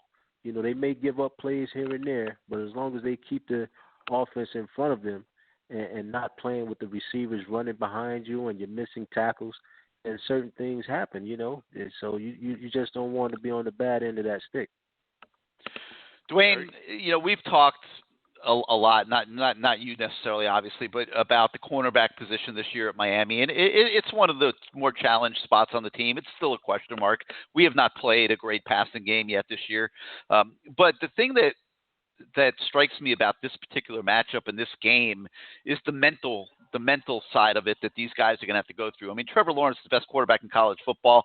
I equate him, like when I watched him, I said this earlier in the show, I thought I was looking at a future Dan Marino. I mean, every ball this kid throws is perfect. I'm serious. I mean, it is unbelievable. I saw him when he was a high school senior, and it just jumped out at me like this kid's a special talent. Played 1 second of college football, so he's going to complete some passes. I mean, they're not shutting this guy down. Right. But the cornerbacks, okay, like how do you deal as a cornerback with going against a quarterback that can fit balls into windows that, you know, I don't know that Al Blades or DJ Ivey have ever in their life seen anything like what they're going to see on Saturday night? Well, I mean, one thing is timing. If you can disrupt the timing, then therefore you force the quarterback to make a play each and every time. You know, no matter what, he has to throw the ball. He has to get rid of it. So what does that bring in play? That brings in your D-line. You got to get pressure. You got to get them moving around in the pocket. You got to force the ball to be thrown up high or keep the ball in front of you. It's so many different things that can take place where the University of Miami can have some success. But, of course, they're going to lose some downs and they're going to win some. But you just want to win the most that puts you in the right position to win the game. Yeah, you can't stop. You got to, like you say, you got a quarterback like that, and you got great receivers, got a good running back, you got a tandem. So therefore, you just got to play disciplined football, and then when it's time for you to make your play, just let it come to you, and that's how you win games. Yeah, he's notorious for those back shoulder throws. He's really good. And Miami's DBs are notorious for not turning their heads and making plays when the balls are thrown. So that's a bad combination. Right. And we've all of us listening to the show, and all the Canes fans, and Gary and me and you, we've seen this. So, you know, and I asked you about it the other day. How do you they don't seem to be able to get their heads turned around in time. They just seem to be chasing a receiver. Exactly. So that's a problem. That's when you're not able to keep a receiver in front of you, first of all, you're playing catch-up. So when you're playing catch-up, you can't turn your head until you catch up. So if it's a the ball is thrown in the back shoulder, then that's going to be pretty much impossible to stop it because your goal is catching up, and then by the time that receiver slows down and turns that shoulder back to catch the ball, you're still running forward. And by the time you turn around and look for the ball, he's already caught it. Now you got to catch it. It's a tough situation to be in, man. I've been in that situation maybe I numerous times in the NFL, not as much in college, but it's a position that you don't want to be in. So that's why you always want to keep that receiver in front of you.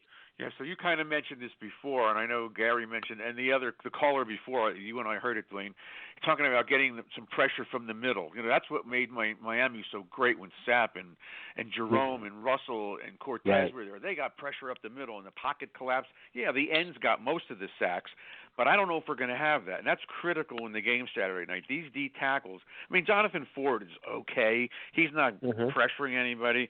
They need to get some pressure up front, you know, especially with the relatively young offensive line, to get Trevor Lawrence uncomfortable. Get him uncomfortable. And I think I mentioned this to you the other day, too. When I watched the Giants beat Tom Brady in New England twice in 2 Super Bowls, it's because they were all over him, and every time you get rid of the ball, he was getting smacked. We got to smack this guy on Saturday night. Exactly. He just can't sit in the damn pocket and pick us apart. We got to hit this guy.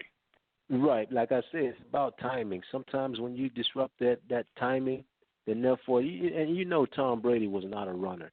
He was definitely not a runner. He was more of a passer, more pick you apart type of guy that knows the defense as well as the defensive player know their own defense. So when you have a situation like that, you can get in their face, get them moving around in the pocket. Then therefore the DBs understand like, okay, he's not having that much time to throw the ball. I can back up just a little bit to get a better read on the route. You know, things like that. And that makes a difference, man. If you look at our Baltimore defense with the Ravens, you know, we had one of the top defenses known to NFL now. And that's one thing that we were good at. Once we figured out the timing and we started disrupting the timing, you know, we started getting shutouts. We started holding guys to 9 points, 6 points, or, you know, maybe 10 points per game. Even went, 4 or 5 games without scoring an offensive touchdown, but still won the game, you know? Yeah, and but this quarterback, he can University, run, though. He makes plays. He gets out of that pocket, and he's big and he's dangerous. And we have to wrap his ass up in the backfield and not let him get out of the open field. I'd rather have him running than throwing. I agree. I'd rather have him running than throwing. Yeah. So, you know, with the Canes, that's going to be the key. If they can get some pressure and disrupt the timing and get in some throwing lanes, then things can change. But that all comes down with assignment football and being disciplined and some tough guys up front. Yeah, right, Dwayne, you've getting out on the wing and catching balls because the linebackers are going to be responsible for him, and that guy scares me. Not just running the ball, but catching the ball out of the backfield. He's really good. Right, and you got to make those tackles. Yep. Go ahead, Gary. Dwayne, you know about big games. I mean, you've played in the Super Bowl and in a multitude of big games throughout, you know, your football years. And talk a little bit about how a player needs to manage this. I mean, look, this is a massive night for Miami. You know, you can't overstate it. It's like this is a big moment for this football program. It's a big moment for these kids. It's probably going to help that it's not going to be a full stadium. But, you know, how do they have to manage all that mentally on Saturday night? Just know that it's just a game, you know. You're competing. That's the way I looked at it. I can't speak for everyone. Have their own view on how they look at games. I look at it as though, hey, this is a guy that same age as I am, maybe a little younger, maybe a little older. Doesn't matter. He has an assignment, but I know what my assignment is. And as long as I stick to my assignment, then somebody got to make a mistake somewhere. And that's why, and I talked to you, Bruce, about those long plays. You know, rather you give up a 10-yard out every now and then, 12, you know, just, okay, make the tackle, get off the field, or let the offense make that decision because the next play, anything can happen. Right. So the most consistent teams win close games like that. And that's one thing that Coaching is going to be important in this game. Players, like I say, I repeat it again, assignment football is going to be key in this game. And the corners doing what they do. You know, they're going to get beat. They're going to get beat somewhere, somehow, because the talent that's on that Clemson team. But they just got to be able to bounce back and make a play. And hopefully when they make those plays, it's a turnaround, you know, it's a game-changer play.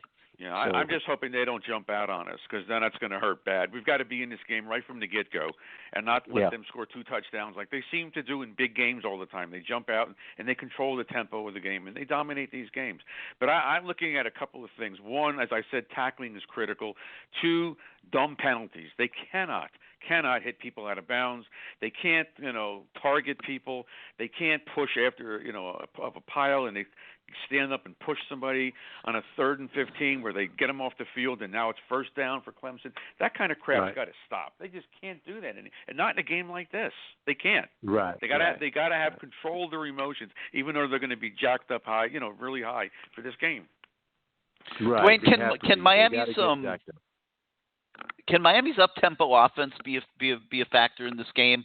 It's kind of like a catch-22. If they're successful, then it's great. But if they're not successful, now they're giving an elite quarterback and an elite running back extra reps out on the field.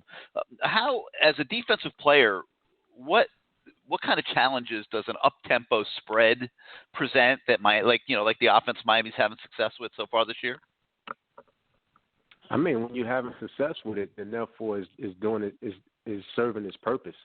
I mean, you're not allowing the defense to substitute as much, especially if you're running a hurry up offense every now and then. But if it's so upbeat, then you're not giving them a breather, and that's important sometimes because the D line get tired, and once the D line get tired, then therefore the quarterback got a little more time.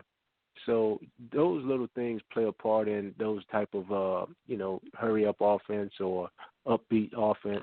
Now, where it can be a negative thing is that you're running the upbeat offense and you're not getting anything done. You're dropping passes, you're missing routes, you're getting sacked. Those things will hurt. Then you just got to go back to the game plan and say, hey, let's slow it down and let's just try to get 3 yards here, 5 yards here to pick up a couple of first downs. Worst case scenario, we get in field goal range and kick a field goal. So that's the way you got to look at it when you're talking about upbeat offense. If it's not working, slow it down.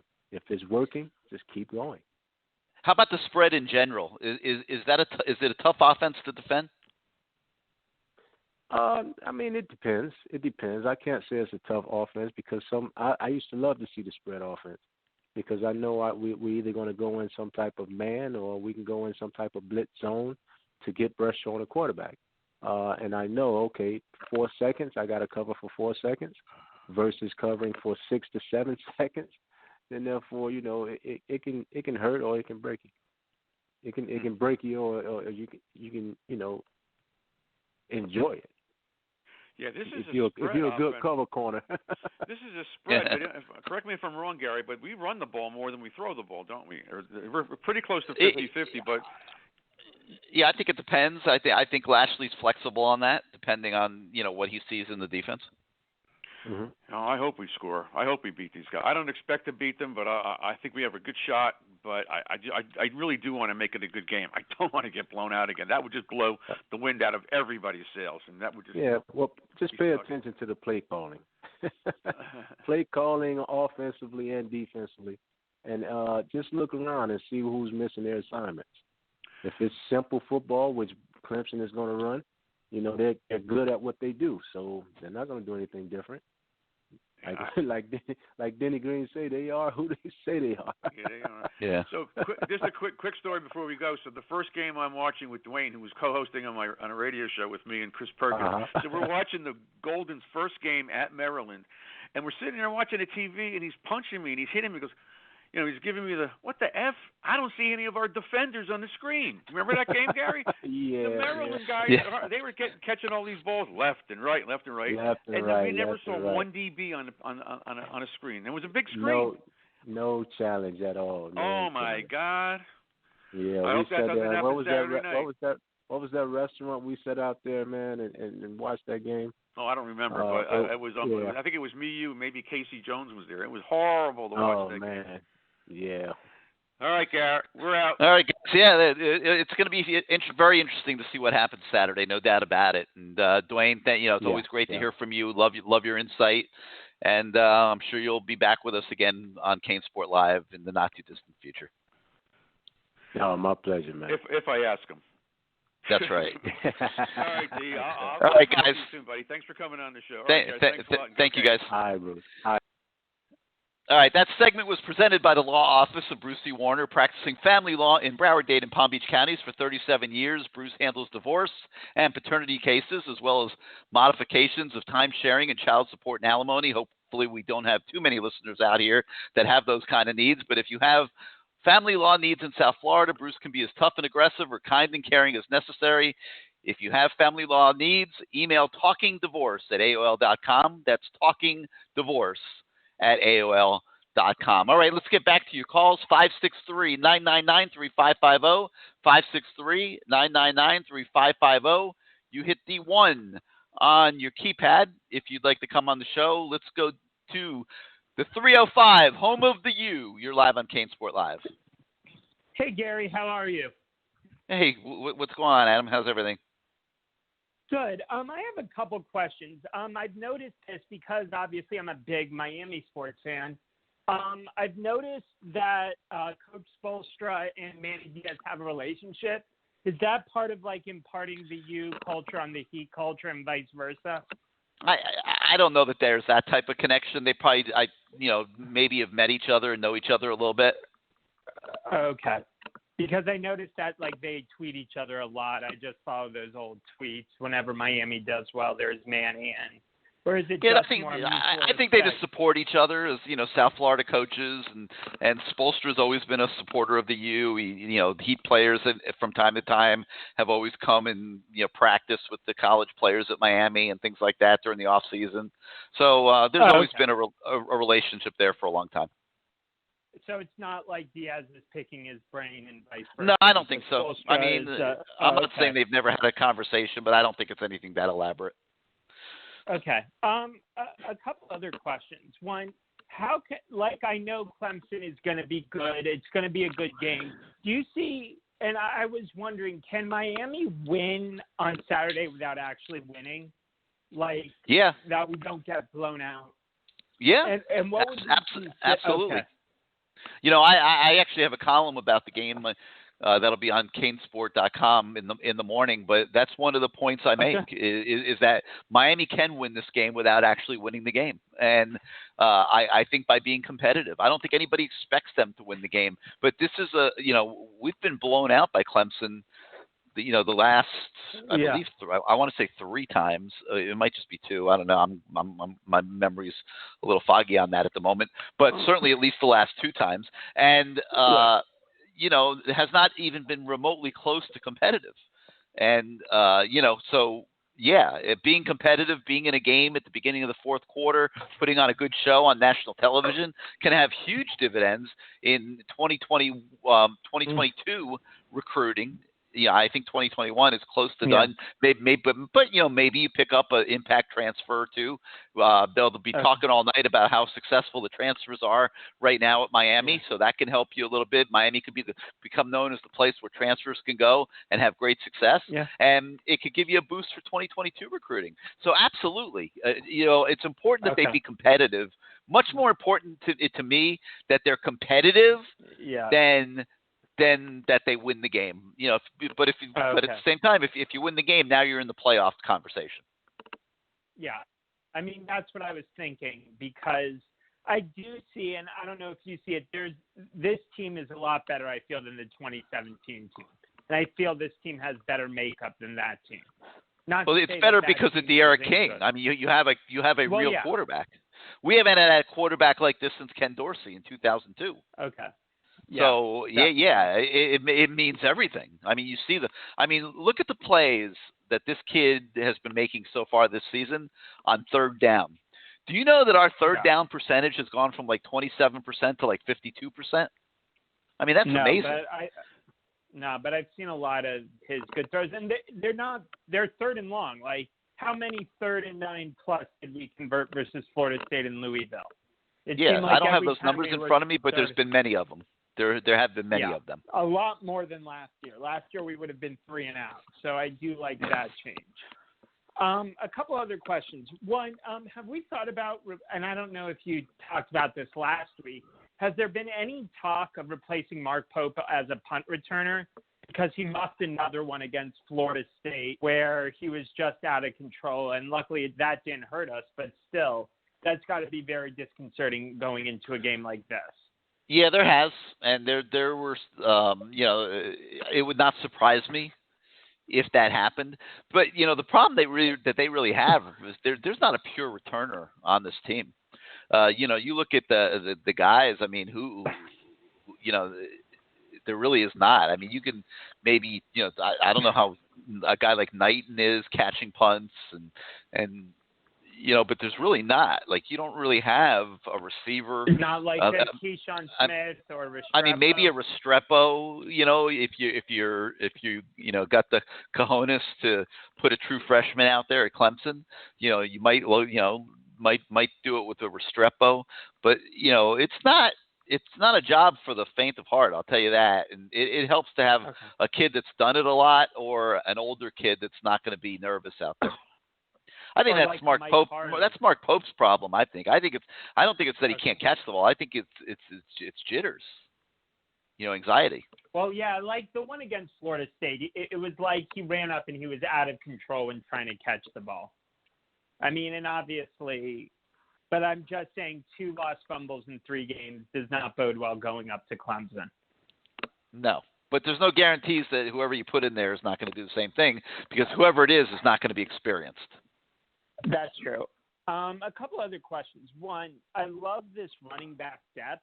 Is this the most depth you've seen at running back since the early 2000s when we had Frank Gore, Clinton Portis, Willis McGahee? Because I was trying to think, when did we have this much depth at the running back position where you could put one in?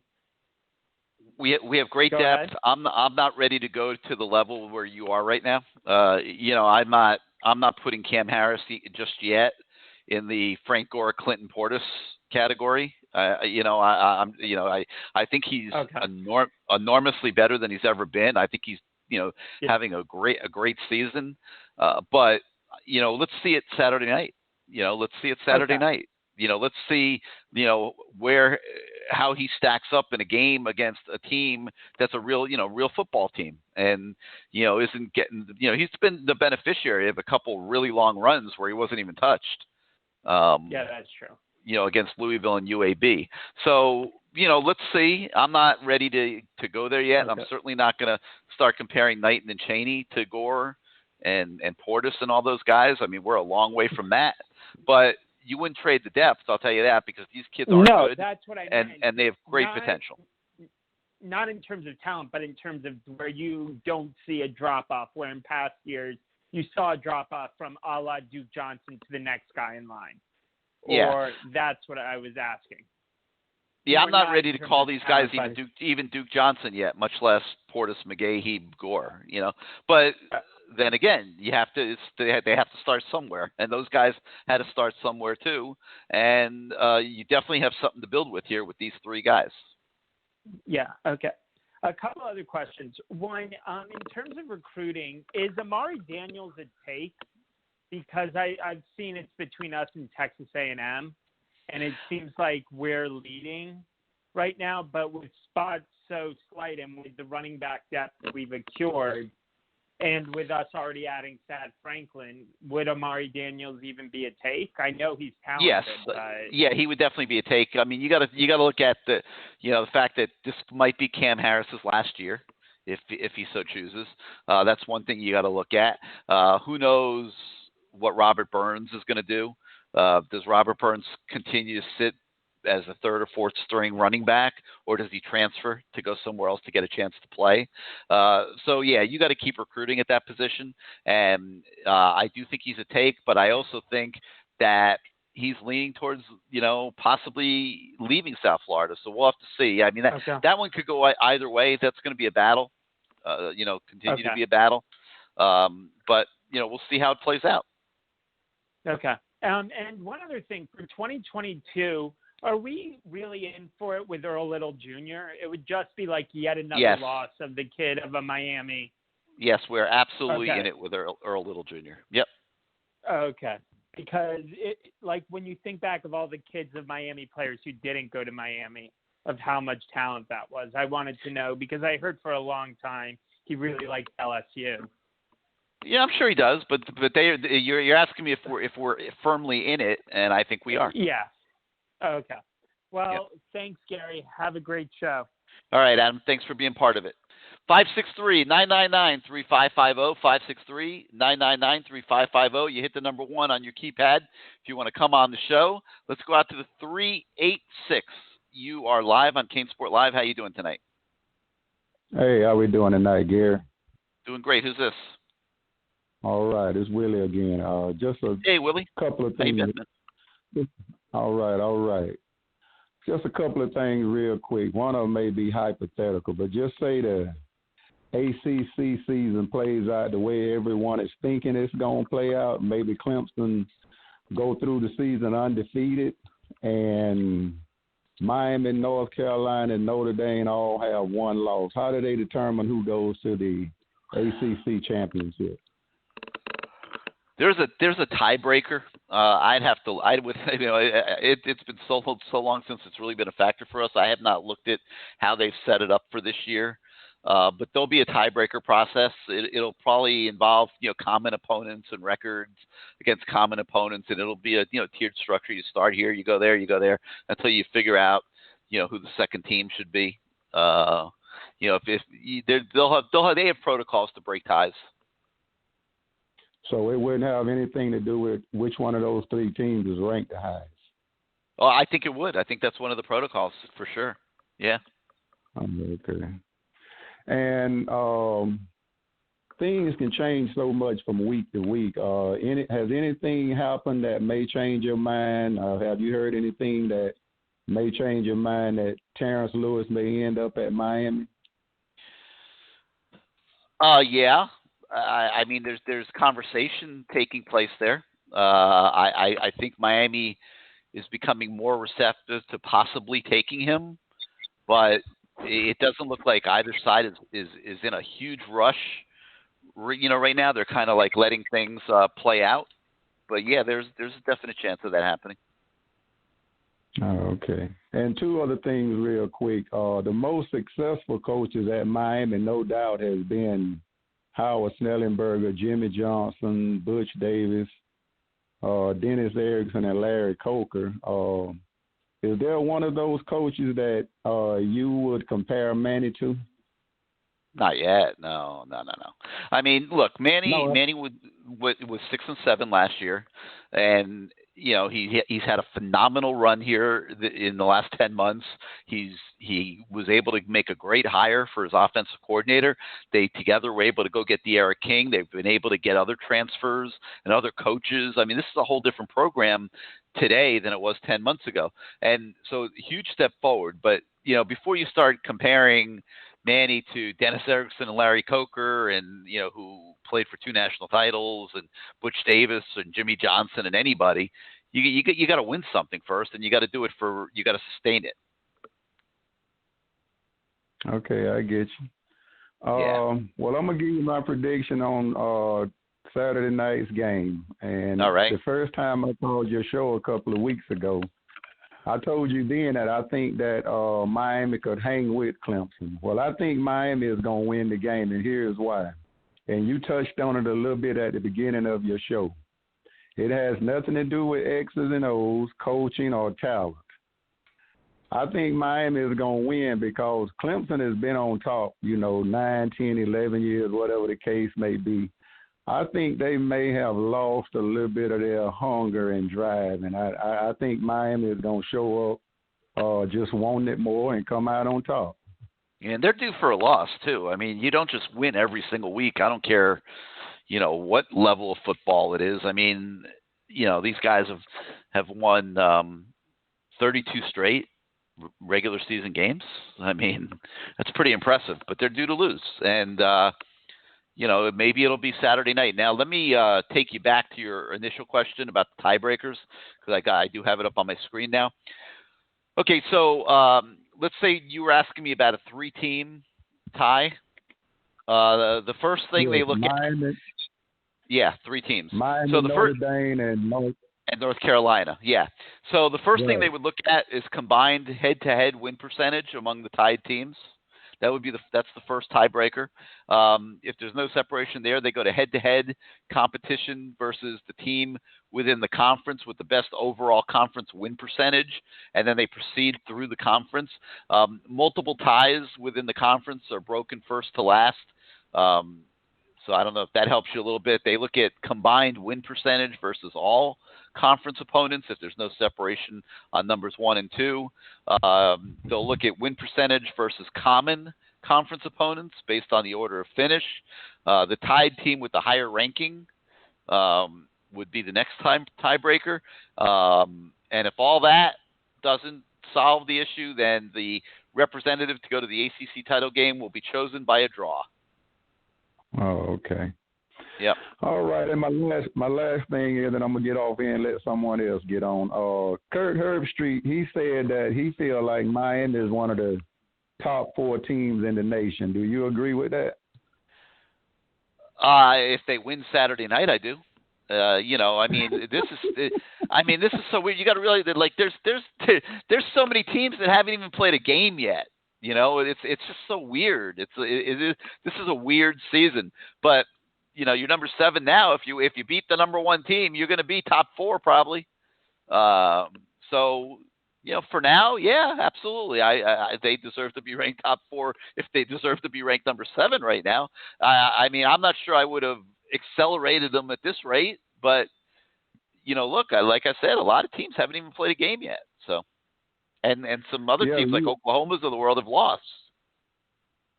Well, you was talking about the teams that haven't played yet. Who would be relevant besides Penn State and Ohio State? Oregon, for sure. And then I don't know if anybody else is going to step up from the Pac or not. The Pac-12. I'm not really sure about that. But you certainly got to think about Oregon. You got to, you're looking, although they've lost some key guys, man. Their secondary has gotten decimated by guys opting out and deciding not to play this year. So we'll see what happens with them. But they do have a pretty good defense aside from that. So we'll see. Let's see. Other teams that haven't played, you mentioned Ohio State, you mentioned Penn State, Wisconsin. You always got to respect. They're capable of putting a good season together. I'm not really sure what kind of team Michigan's going to have yet. We'll have to see. But Michigan would be another one that I'd keep in mind. But yeah, if Miami beats Clemson, they're going to be right there. I don't know if they'll jump, Georgia or Florida or Alabama, but I could see them falling into the 4 or 5 slot if they beat Clemson. All right, then. Well, hey, like I always told you, man, an awesome show. Enjoy listening to it, and we'll talk to you next week on a high note. All right, Willie. Looking forward to it, man. Thanks for being part of the show. All right, 563-999-3550, 563-999-3550 is the number. You hit the number 1 on your keypad if you want to come on the show. And this edition of CaneSport Live is brought to you in part by Jfq Lending.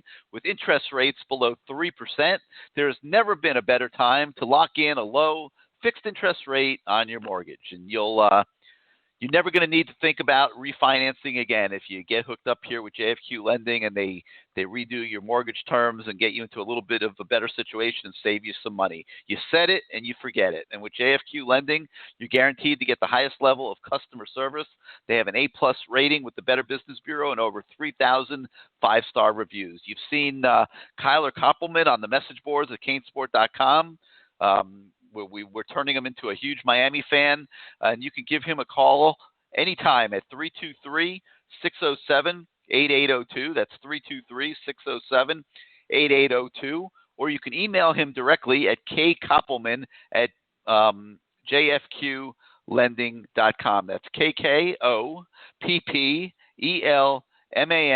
at jfqlending.com. JFQ Lending is an equal access lender licensed in over 40 states.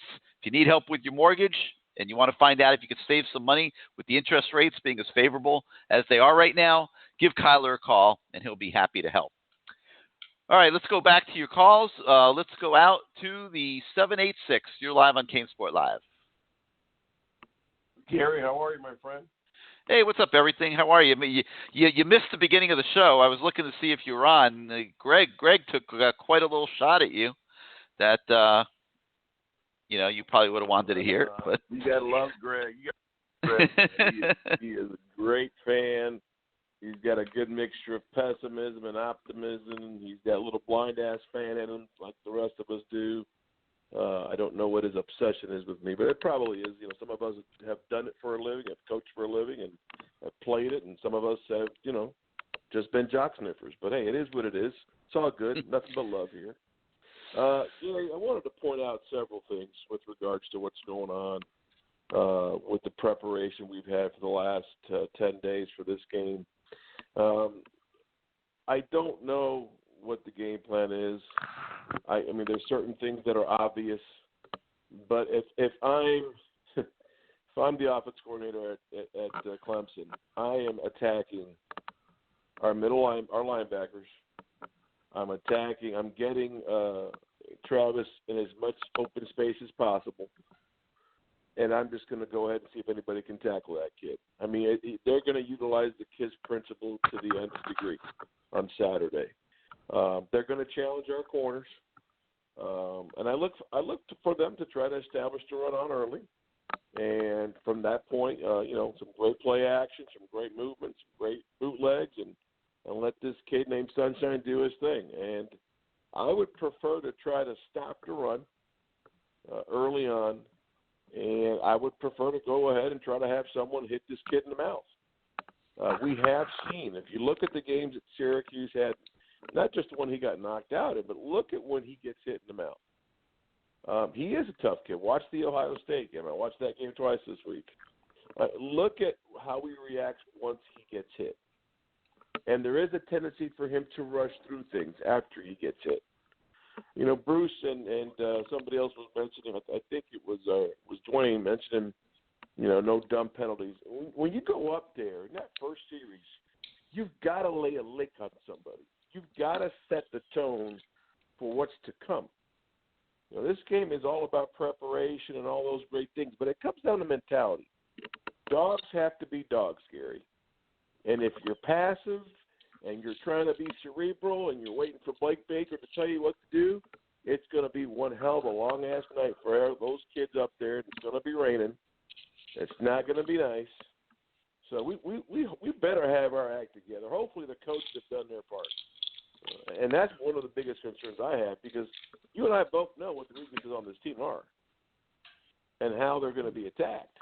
But, we've got an offense that has done some great things against some pretty much non-existent defense, with the exception of UAB.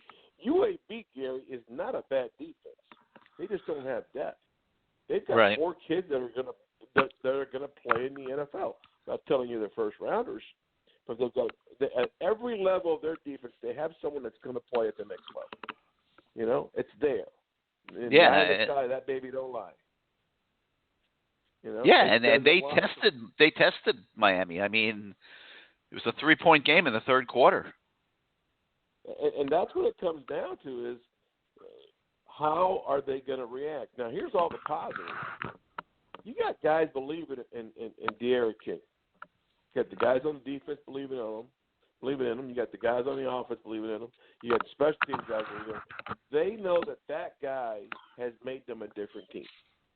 And that becomes contagious. And this is my contribution of positivity to everyone. If you want to label it as being a blind ass fan, go ahead, be my guest. But when you're all together, even if you don't have the same amount of talent, if everybody's freaking believing, and Greg's never led men in the battle in a game, I can tell that. But it's not about how much talent you have; it's how well prepared mentally you are. and how well you adapt and adjust when shit doesn't go your way. And you can't understate that, Gary. It's how well are they going to do? Mm-hmm. Because things are going to go bad. How tough are you mentally to stick with the things you're supposed to do? And then the test comes from our coaching staff. How good are they going to be at making the necessary changes throughout the course of the game? So, yeah, it's shared responsibility across the board. But, damn it, Gary, if you don't have the frickin' mentality, and if you're not going up there thinking you're going to go kick their ass, you're not going to win. So, yeah, no, I mean, coaching is going to be huge. Adjustments are going to be huge. And at the end of the day, they got to find a way. The strength of the defense is the ends. Okay, so you got to find a way to get them involved in the game, and the way you do it is by controlling the line of scrimmage and forcing them into passing situations on third down. So that's going to be the key. I mean, if they can't do that, then Clemson's going to move the ball at will and score a lot of points. 100% agree with you, but I know that what they're going to do is try to run early, and then they're going to try to hit this kid out of the backfield. They're going to try to hit him flat. They're going to try to hit him basically in overloads where he's one-on-one with one guy and he's got a deep safety. That's what they're going to try to do. It's not calculus. It really isn't. That kid has to be in space. And everybody talks about how great Sunshine is, which he is. He's the first pick of the draft, no doubt about it. But he doesn't like to get hit in the mouth. They're going to have to be able to get to him. The guy that makes the play. You got to get, even if it's close and you get a penalty, as long as it's early in the game, that you're setting that frickin' tone that I'm going to be here all fucking night and I'm going to make your life miserable. And even if you do beat me, I might just give you a dirty shot. Because that's the game, pussified football. It used to be a freaking battle every goddamn snap. It's no longer this scary. So you need some of that mentality when you don't have the same level of talent. You need a little bit of that edge. Doesn't mean to do it at the wrong time. The right time for this is to early in the game when you're getting settled in. And some people may say, "Oh, you don't want to wake up a sleeping giant." You know what? You've got to let that giant know that you've got something for him, and you're going to be there the whole time. And I think it comes down to that, because do they have that? How many I think Tony said it. How many first-rounders do they have in their team right now that you can say for sure? Just a couple, that you know for sure. Two. Yeah, two for sure. Left tackle isn't bad, but Gary, they've had what, 3 kids drafted in the last 5 years? Offensive line drafted in the last 5-6 years? Yeah. I'm telling you, there's enough there that you can do if you contain 2 guys. And the best way to do it is to go ahead and hit the first guy in the face. Second best way to do is try to give as much help. You've got to game plan, and hopefully Mr. Baker has game planned, and so has Manny, on making sure that this guy named Mr. Travis Etienne has got not 1 guy on him, but 2 guys on him. And shallowing the weak side across the board the entire time. You got to know that son of a bitch is at. He is that freaking good. But if you don't tackle, you don't hit that quarterback, you're in a shootout. And how good is their defense? The kid from Damascus, is he going to be a first-rounder? He's got a nice motor. He's a tough kid. He's got the great big tattoo on his arms. Yeah, he looks menacing. But guess what? I saw the kid from Virginia smack him around a couple times, and he didn't like that. It's mentality. He's young. He's got all these things, but he starts for him. Clemson, Virginia shook these guys up a little bit. I was talking this week to some people up at Clemson as we've been doing some different shows and stuff, and Virginia shook those coaches and players up a little bit, just to how effective they were at doing some things, and may or may not necessarily work in our advantage, because I think it made them focus a little bit harder this week. But Virginia, those coaches at Virginia they're capable of putting a game plan together now. Gary, I've always told you what a great coach Bronco is. Okay, yep. I've always said that. I've always said what a great defensive mind he is, and his offense plays directly into what the defense is trying to accomplish. Okay, that was the reason why, for so many years, we've never ran a spread because we didn't want to fuck up the defense. Going to be out there too, they're going to be out there too long. We don't have that much depth. We can't have, that has always been the mindset. But the game evolves, and you've got to evolve with the game. And what you're seeing now is an opportunity to utilize some of those things that Bronco did, and we've got more athleticism than they do. We do have a better secondary than Virginia has. We do have a better defensive line than Virginia has. But what Virginia's always shown, especially all of Bronco's teams have always shown, is that they're better mentally. They're together. Eventually, their talent gives way to another team's depth and talent. But if you look at all the big games, they're in there for a half. Even against Florida this past year in the bowl game, they were there. They were in there. You had a one-score game going into the fourth quarter. So you've got to utilize some of those concepts. You got to change things up, but you've got to be aggressive early on, Gary. That's what I'm hoping for. The last thing I want to talk about before I let you go, I know there's a lot of people on hold. Look at recruiting. People say, well, all you got to do is go out there and compete, and you'll be okay, and the recruits will be happy. You're wrong. You got to go up there and win. For a kid like Marshall, even a kid like Cogger, which I think we have too many safeties to begin with, but whatever, those type of kids, you need those kids to stay home. I'm watching the NFL here. I was on hold for like an hour and a half. I'm watching the NFL. I'm watching Carlton Davis. I'm watching Jimmy Graham. There's tons of talent down here. Always have been. You got to keep them home. You've got to keep them home. How do you keep them home, Gary? You go up, you look at the bully, and you smack him around. And if I'm Manny Diaz and I win that fucking game on Saturday, I'm going to have a goddamn chain in my goddamn pocket, Gary. And when the game's over, just like that movie, Remember the Titans, a different type of context, I'm going to throw that fucking thing right at Dabo after I shake his fucking hand and let him know we're back. Yeah, I don't know about that, but Gary, it's not funny. You've got to send a message to those. Well, you're going to send a message if you win. Yeah, I'm not sure you have to throw a chain in the guy's face. You're sending plenty. You're sending plenty of a message if you win. No, I'll tell you why you do. Because that guy, at the end of the day, he's a good old boy. He's a racist like everybody else. And for these kids to go up there from Miami, go up there and play for a guy like that, who's true colors that Showtime. Come on. Don't stay. Nah, come on. Gary.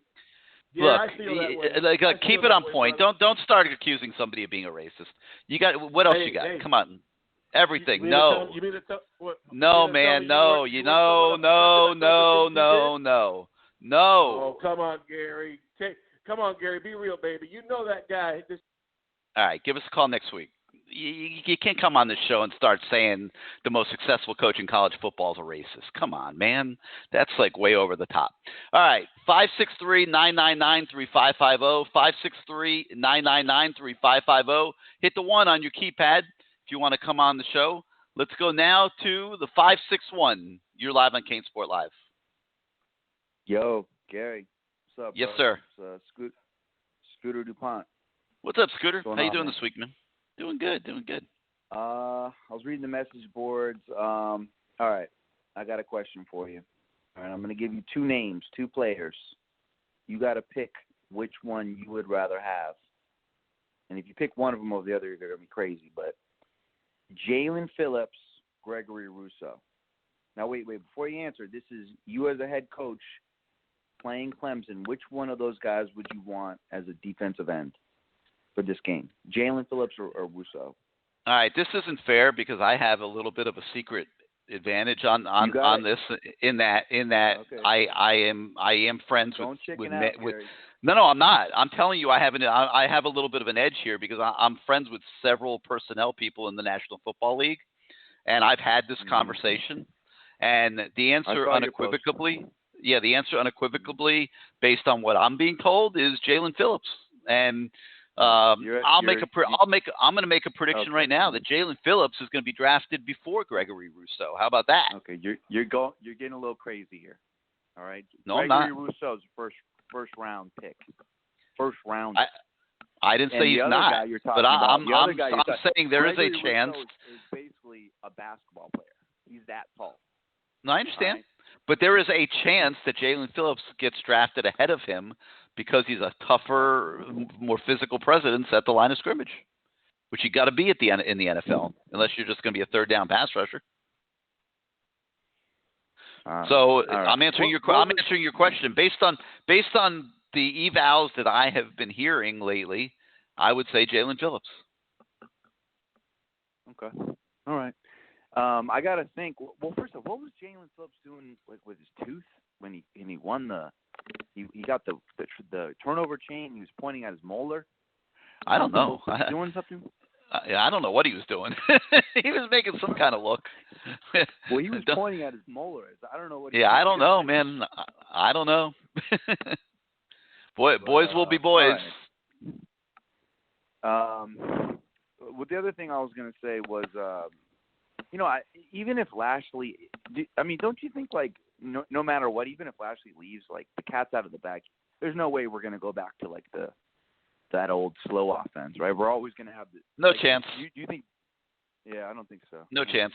If he leaves, I think what Manny would do is either promote Likens to coordinator, because Likens has been a coordinator before, and he would then have an understanding of the system, or he goes and sees if there's another Lashley that runs a similar offense that can come into the program.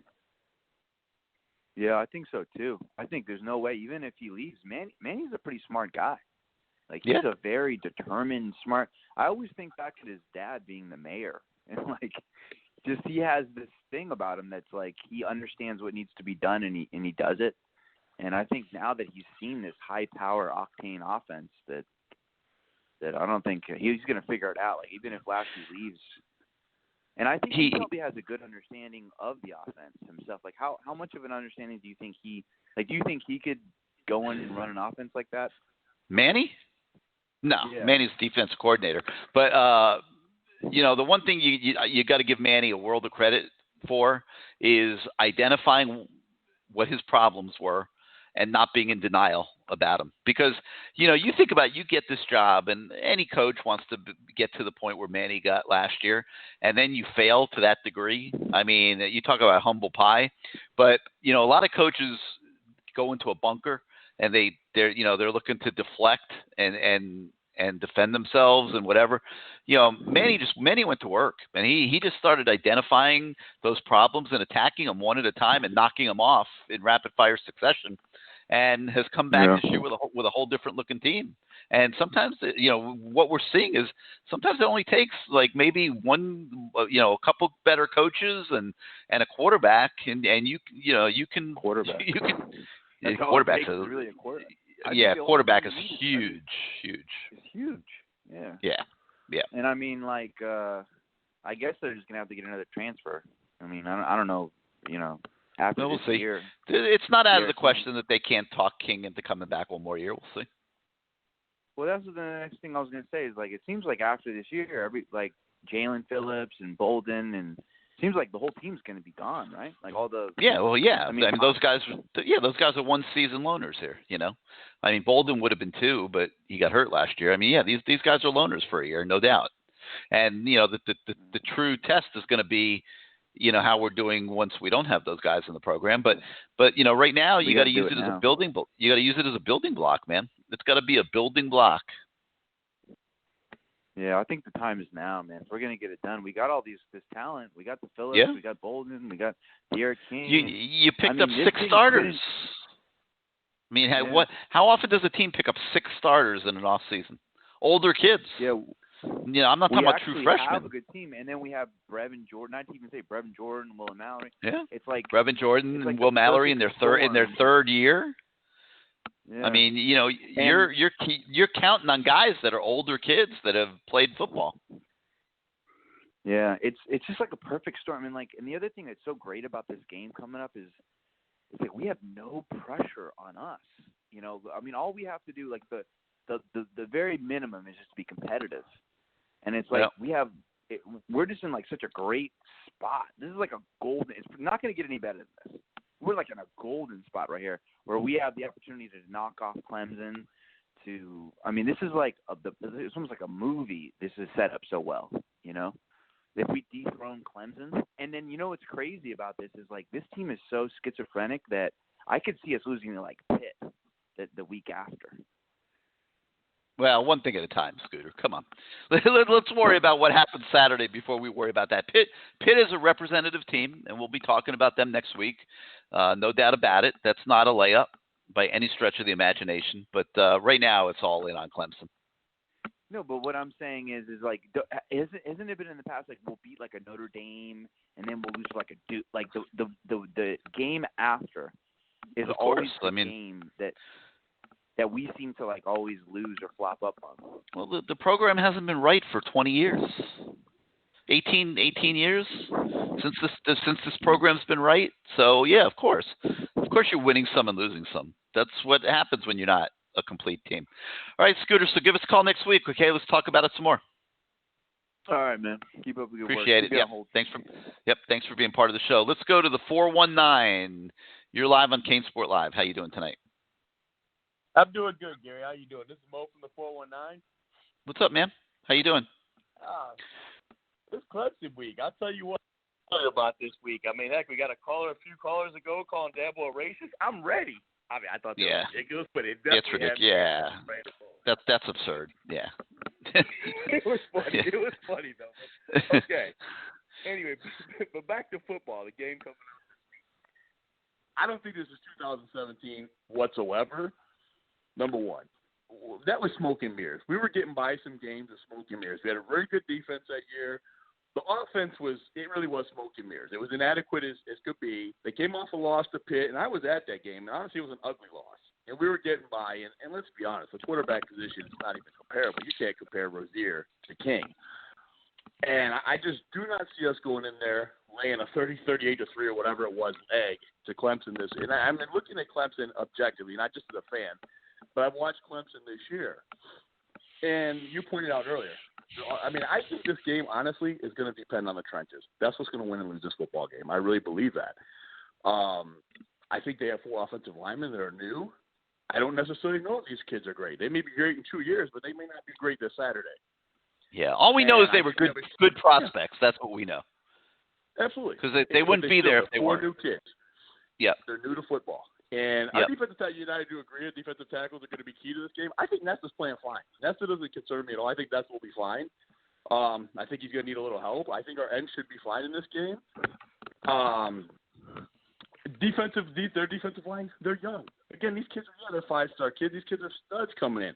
But again, they're still young. If we can keep King's jersey clean, we have a damn good shot at winning this game. Without a doubt, we can score on this team. I don't necessarily know that they're defensive backs. I don't know that I'm sold on them right now. Other than that Booth kid, that kid looked phenomenal out there. Every time they threw a one-on-one, the kid made a play on the ball. The pick in the end zone was just phenomenal. But other than that, the kid was fundamentally sound. But the safeties, I don't necessarily know that the other kids in their secondary are great yet. They may be great down the road, but I don't necessarily know that they're there this Saturday. And they don't have an answer for our tight ends. I'm telling you that right now. Simmons isn't there anymore, and if Simmons can't come back to play this game. Now, if Simmons is there, I'd be a little nervous because you could do so many things with a talent like Simmons. I mean, the guy could spy your quarterback. He could take out – he could cover your slots. That kid was so fast last year. And he was an amazing athlete. Then he could come off the edge. I mean, they don't have a Simmons at linebacker. Now, do they have some solid kids? Absolutely. And I'm not tearing Clemson down because, listen, Clemson's great. Let me I mean, they do have one major advantage that I see in this football game. Major advantage, they have Trevor Lawrence, and they have Travis Etienne. Those are the 2 best players in college football. You hit that on the head. And what scares me is Etienne. I mean, I watch him week after week. Not only can he run the ball, but his hands are soft. He's got good hands out of the backfield. He makes a guy miss. You hit him. He keeps balancing. I mean, I don't know how many 3rd and 10s Virginia had him in last week. Simple dump off. He make a guy or 2 miss, shake it off at 15, 20 yards. I mean, to me, if I'm Miami's D coordinator, I know you can't shut that. You're not shutting him down. That's not happening. But you have to limit his explosive plays, and I think you have to make someone else beat you. Listen, if they can beat us with Rodgers, one of their tight ends, or Ladson, I can live with that. I can't live with Etienne running up and down the field. I mean, the kid's filthy. He's really good. But you have to slow him up sometime. And, again, that's why I think in the trenches, You're going to have to get a field. You have to make plays. They run a lot of those draw plays, and I know that we're susceptible to we have a lot of aggression. We run by things. They run a lot of misdirection. But he has to be somewhat contained. He just can't have the big plays gaming all day. You're going to have to tackle well. Safeties, linebackers, you have to tackle well. And Lawrence, obviously Lawrence is Lawrence. Let's just be honest. I mean, that's the thing our DBs have not seen. They're going to be tested. I mean, it's not so much the receivers. It's just all the receivers need is a slight step in. And this kid can put the ball in places where nobody else in college can. I mean, his arm, it's amazing. And not to mention what he can do with his legs when things break down. I mean, if you think the kid can't run, ask Ohio State last year. I mean, he completely embarrassed. No, this kid can do everything. It's going to be a huge challenge for the defense, no question about it. Absolutely. But I think it's winnable because I think that Clemson has holes. I think we have – you're right, we do. I guess one of the guy earlier in the week was saying it's like a dam, you know, and you have to have water pressure to see the cracks, and that's probably very true. But I think that when you look at Miami, people are looking at us right now and saying, well, I don't really know. I mean, who would they play, blah, blah, blah, blah. You're right. We don't know what we've played. Maybe they have been inferior competition, but the thing I noticed when you watch Miami play, they got better every week. They're not turning the football. They've had one turnover on offense all year, which is a fumble, and they're executing at a high level. I don't care who you're playing, you have to execute, and they're just executing at a high level. That's the thing I noticed. Things are looking more precise. Everything's looking more crisp. The team, I mean, they look good, and I think we can score some points. Do we win? I don't know. I mean, we have to tune in Saturday, but I'll tell you this, we're not going to embarrass ourselves. I don't believe that whatsoever. Yeah. If Clemson beat us by more than that spread, I would be shocked. I really think. All right, man. Well, give us a call next week. We'll see what happens. Appreciate you being. What do you think? I think they have a chance to be competitive in this game. I'm not going to predict a victory that they're going to go on the road and beat Clemson, but I do think they have a chance. I think a lot's going to have to go our way. I think there's a lot of issues, particularly on the defensive side of the ball, and we'll just have to see what happens. You know, I mean, if we win, we're going to have to outscore them. Yeah. So we'll see. I think they're going to score. I think they're going to move the ball. I think they're going to score. They're too good on offense. Those two kids are too elite, and I think they're good enough at the line of scrimmage. And we're not that.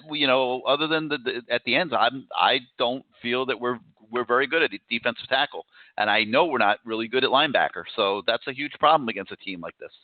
So we'll see. But I do think we have a chance, which I don't think we did in the past. So that's progress. Yeah, I definitely. I'm going to go on. I can't tell you we're going to win the game either, but we're covering that spread. That 14 solid. Yeah. All right. Well, give us a call next week, and we'll see how it goes. Okay. Take care. Keep you out hold. Take care. Yep. Bye.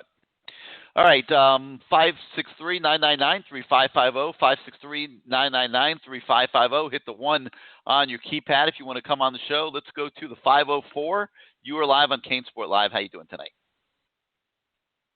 Gary, what's up, man? How you doing, man? Doing great. Who's this? This is Bash from New Orleans. Roland, did you say? You broke up. Yeah. What's up, man? What's up, Roland? How you been, man? I'm cool, man. I'm good, man. What's up with the receivers, man? What's up with Mark Pope and Hartland? They're so small, man. Yeah, I mean, well, Pope just has never really gotten on track as a college football player. At least you're getting something out of him. I mean, that's better than it's been in the past. But size-wise, he about well, Harley's just small, okay? Harley's small. But even Pope is small too now. But he's not small like Harley's small. Pope is taller than Harley. But Harley is just small, and that makes it hard for him to get open at times. Yeah. Let me ask you, what about Peyton? You think Peyton's going to get a run and Redding? I've been waiting for Peyton to get a run. It's been one thing or the other with that kid. I don't know. I mean, I'm expecting him to show up one week, but we'll see.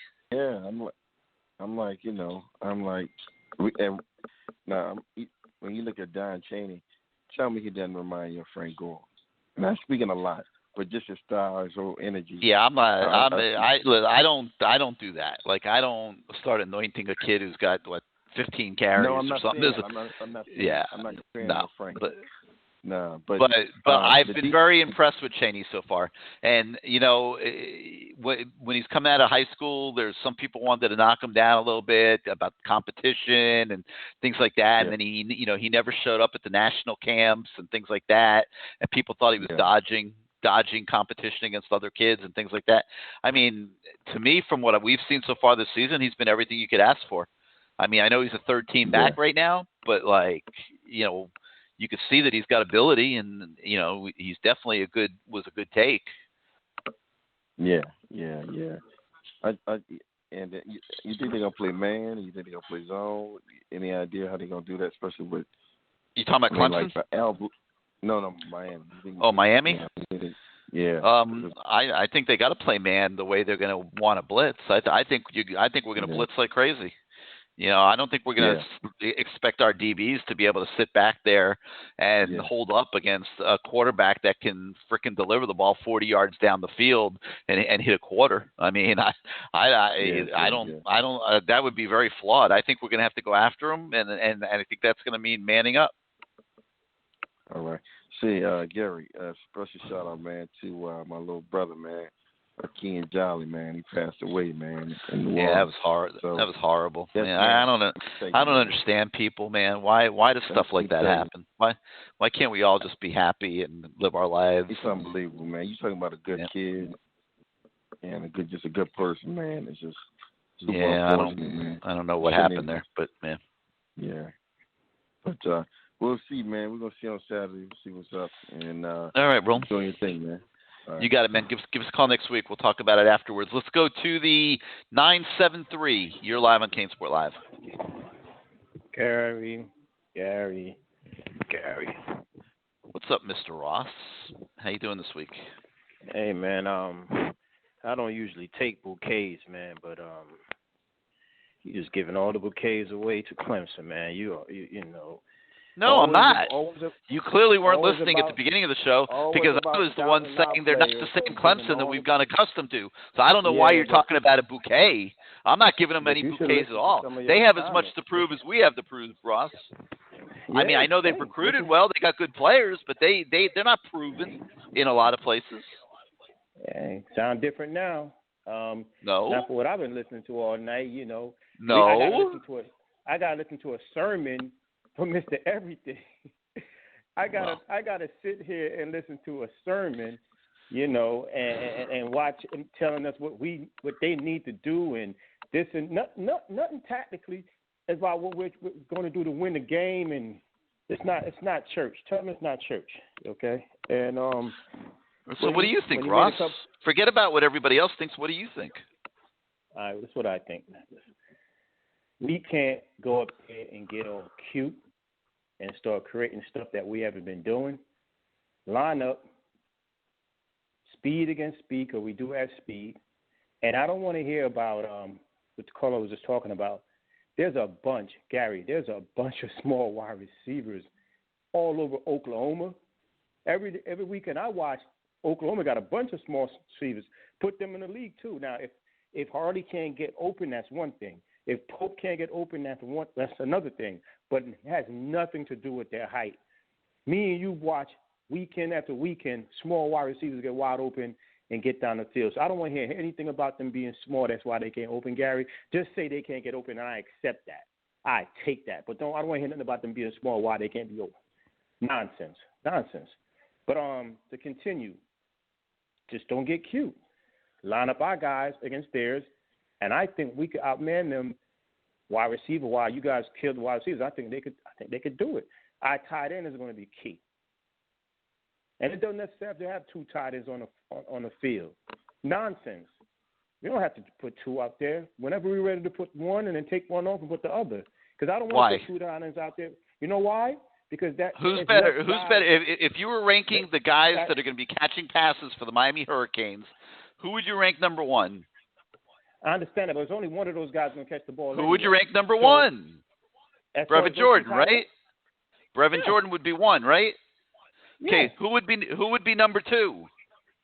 Mallory, of course. But what I'm saying correct. Is so why not have them both on the field at the same time? You know why? Why not? Because that takes another talented wide receiver off the field that needs to be on They're the not field. better. There's not one wide receiver on this team better than Brevin Gary, Jordan says or Will you. Mallory. Says you. Oh my God, Ross! Says you. You always get my blood pressure up. There's not a receiver on this team right now better than Will Mallory. Oh, what? Nonsense, Who? Gary. Who? Nonsense. Who? Hey, you asked a question. Let me speak. I'm not the one that's shouting here. You are. Oh my God. Let me get it out. We don't know until we play together. We don't know if Redding is better. Redding could be better. Dude, you're talking about a true freshman that's got caught, what, 2 passes? Come on, man. Gary, listen. But here's the thing. No, Here's what I'm going to tell you. The 2 best guys that can catch passes for the Miami Hurricanes right now are Brevin Jordan and Will Mallory, and this is a better offense if they're both on the field together. In your eyes only, because here's the thing. I remember when Mallory was a freshman, you was talking about him being good then. So why can't this freshman wide receiver can't be good also? What are we talking about, Gary? I didn't say he can't be good. You're saying he's but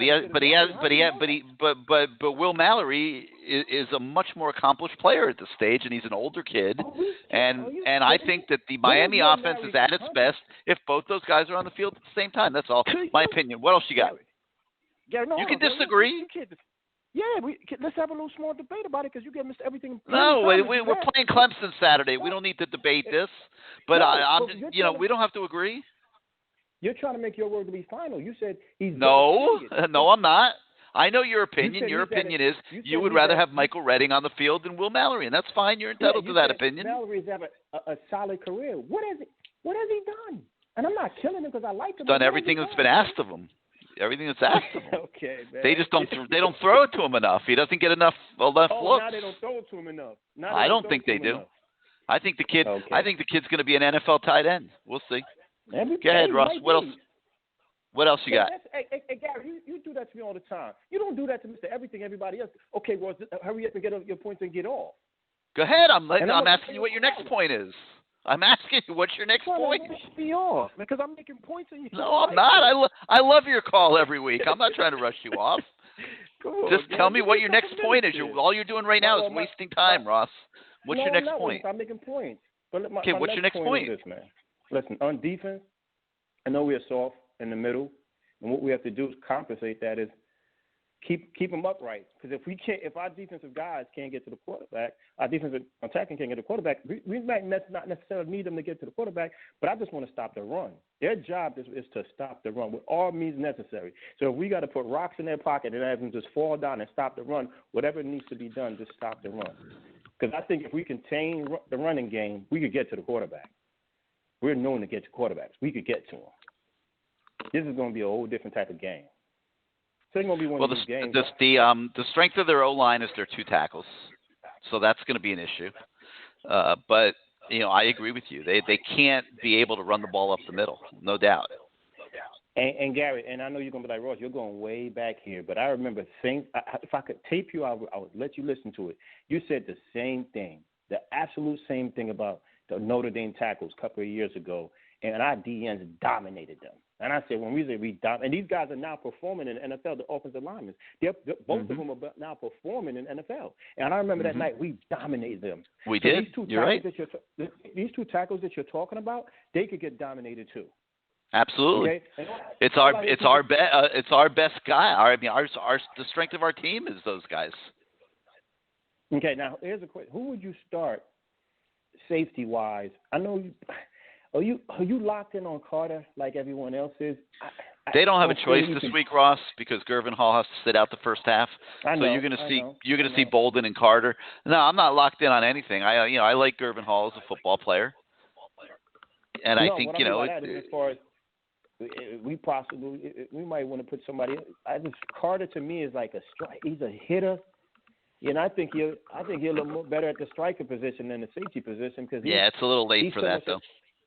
I know he's just so much of a boundary guy, and he just try to kill shot. I don't know if he has the ball skills, and this might be where they try to go pick with us. Put him on the island, put him in action, and then let's see what happens. You can bet the ranch this Clemson staff is going to have this thing schemed up. That's how good they are. Yeah. So we're gonna have to be able to win, man. It's gonna be a lot of one-on-one battles, and we're gonna have to be able to win them. And Gary, and you could bet the ranch that we got our guys schemed up too. That's the beauty of this game. I don't feel like they're the only ones to scheme anything anymore. I think we have the guys that can scheme it now too. Yeah, and we do. I think they're just as huge as upgrade. anybody else. Absolutely. So hey, we do this every week, and now I'm gonna make my prediction.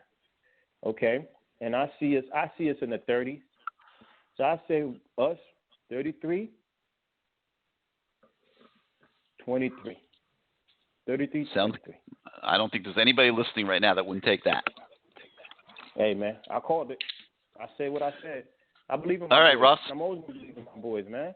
I don't want to come up throwing bouquets at Clemson. Keep throwing them bouquets, Gary. Keep me on hold, but keep throwing those bouquets, man. All right, man. D Black, I need you to get on. D Black, come on, D Black, get in here. I don't know if he's on tonight. Right. I haven't seen him. I hope he is.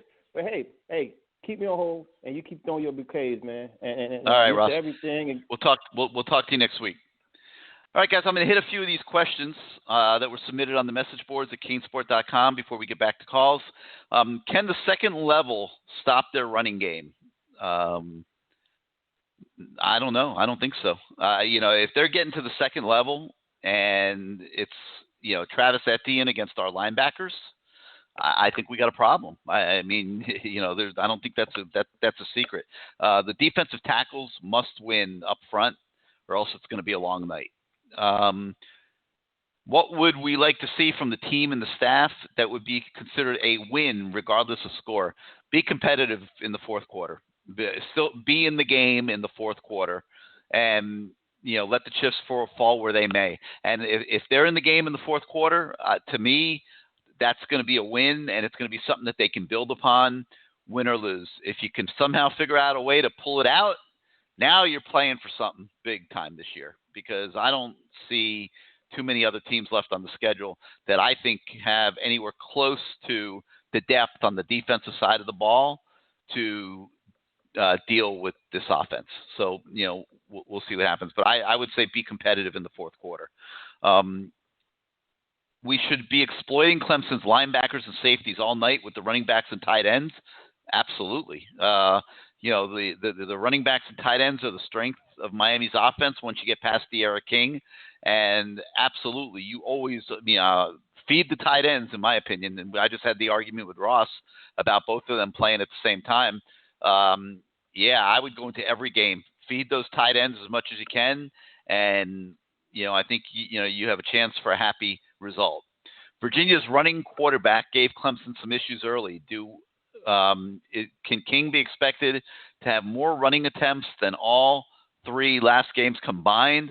I'm going to say no to that, because this is a different defense. And the thing about Clemson, and we'll see how good they are Saturday, but they're going to have athletes, and whatever openings De'Ara King is likely to find are probably not going to be the same as they were maybe against Louisville and Florida State and even UAB. So I'm not expecting that, but I guess you never know. I mean, if the offensive line's having problems, then he'll obviously be running around like a chicken with his head cut off. So it'll depend on how the game evolves. But going in, I would like to think that the offense is going to be a little bit more wired into the game than it just being De'Ara King, running around trying to make something happen. Can our defensive backs cover well enough so that the defensive line can pressure Lawrence? I'm not sure the answer to that is yes. I think the defensive line is going to have to be able to pressure Lawrence. I think it's kind of the other way around. Can the defensive line pressure Lawrence well enough to where the DBs don't have to be perfect? Because like I said earlier in the show, this kid can fit a ball wherever he wants.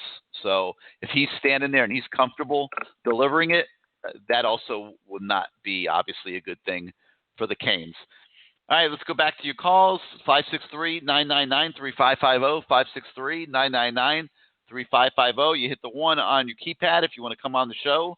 Let's go out to the 202, where my main man Deuce is on the line. Deuce, talk to us. What you got this week? What's going on, Gary? How are you? Doing good, man. What you got? Yeah, so I feel real good. I'm not necessarily worried at all. This is not the the Clemson of the last 4 years. This is a different type of team. Case in point, you probably couldn't name anyone on their defense right now, just off the top of your head. Nope. You can't name anyone. No. You're right. Yeah, exactly. So we're not going to treat them.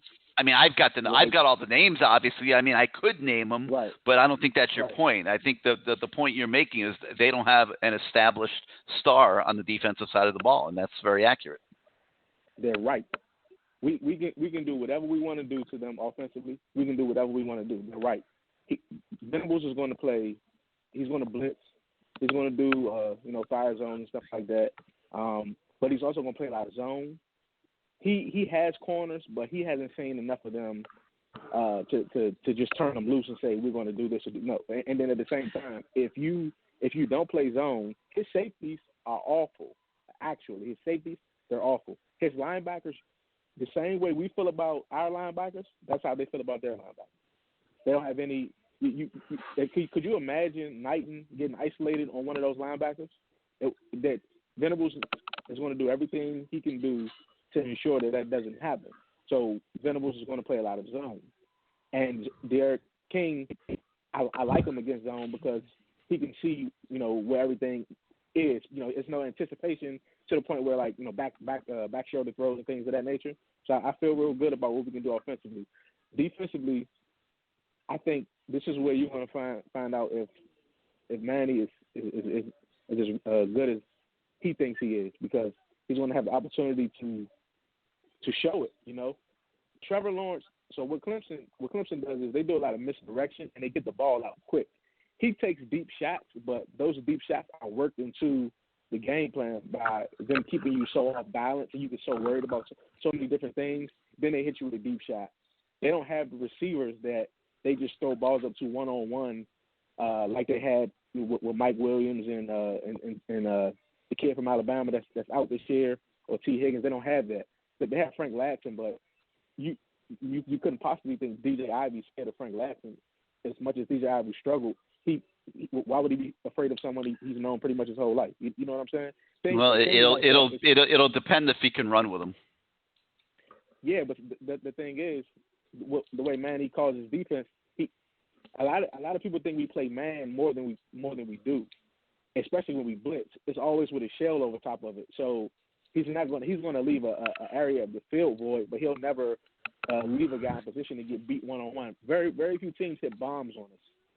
And if they do, it's like with Florida last year with everybody thought it was Fryson's fault, but it was actually Amari Carter didn't get over the top in time. Little things like that. We can't let that happen. But more so, this game is about who can disguise better. So Manny's going to want to blitz, but he can't do the delayed safety blitz from 40 yards out.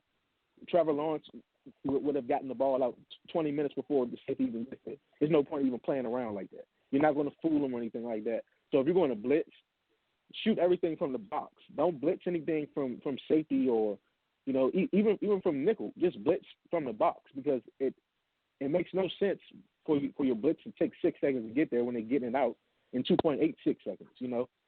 So it's going to be who can Venables can disguise, and he can scheme up his disguise as well. We got to see if Manny can actually do that. Sometimes I feel like we disguise good. Other times I feel like we're awful at it. And ultimately, the game's going to come down to third downs on both sides of the ball for us. If we can stay on the field by converting third downs, we can win this game. If we can't get Clemson off the field on third downs, we can't win this game.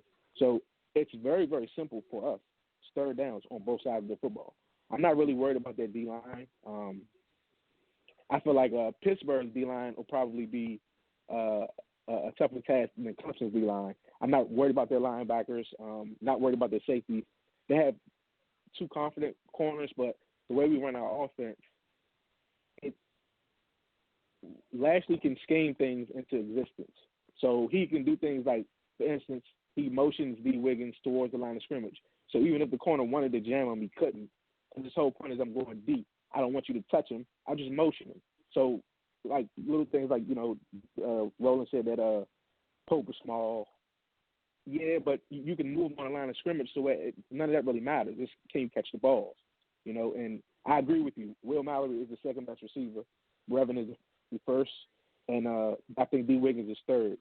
After that, I would go probably Pope, and I think Jeremiah Payton in that mix as well, or more so over Harley. But Harley. Well, we got to see Payton do something first. Yeah, I don't need to see any more of him to know that he probably will be more equipped to help us than Mike Harley from an athleticism standpoint. Like Mike Harley goes about his business, he blocks well, he knows the plays, but Mike Harley has his issues as well. But I'm not afraid of them. This is not a personally. Alabama is better than them. I don't think they're the best team in the country, and I think if they play Alabama on neutral field, Alabama will probably beat them by 2 touchdowns. My personal opinion. So I don't think it's a. I don't even know if they beat us by 2 touchdowns. I think this is a game that we can stay within 10 points, and if we get late in the third quarter and we're still there, what really how you slay the dragon is you stay around and you stick around. You either get on top of them and strangle them, or you stay around.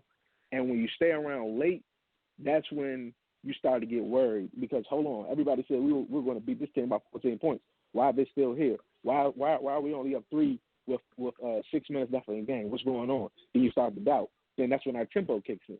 Okay, well, with their D-line and their linebackers, you think they're going to keep up with our tempo if we're in the game and we're doing things to them that I know we can?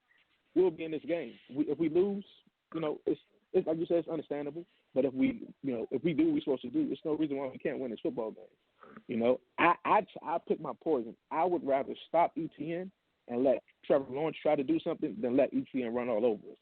So I would more so play to stop the run and say, hey, Trevor, if you're going to beat us tonight, you're going to beat plenty of people before, you're going to have to do it again because they're not going to run the football or, just run between the tackles on us. That's not really their game anyway. More so, I think that what they're going to do to us is they're going to do a whole lot of misdirections and screens and draws and stuff like that. And I think what we'll do is the same thing. Because remember, we haven't shown any smash route concepts. We haven't really shown mesh. We haven't really shown our read option, how we run it in big games. What else? We haven't really shown misdirection on our end. We haven't really seen anything, any reverses or anything like that. Any like fly sweeps for the most part.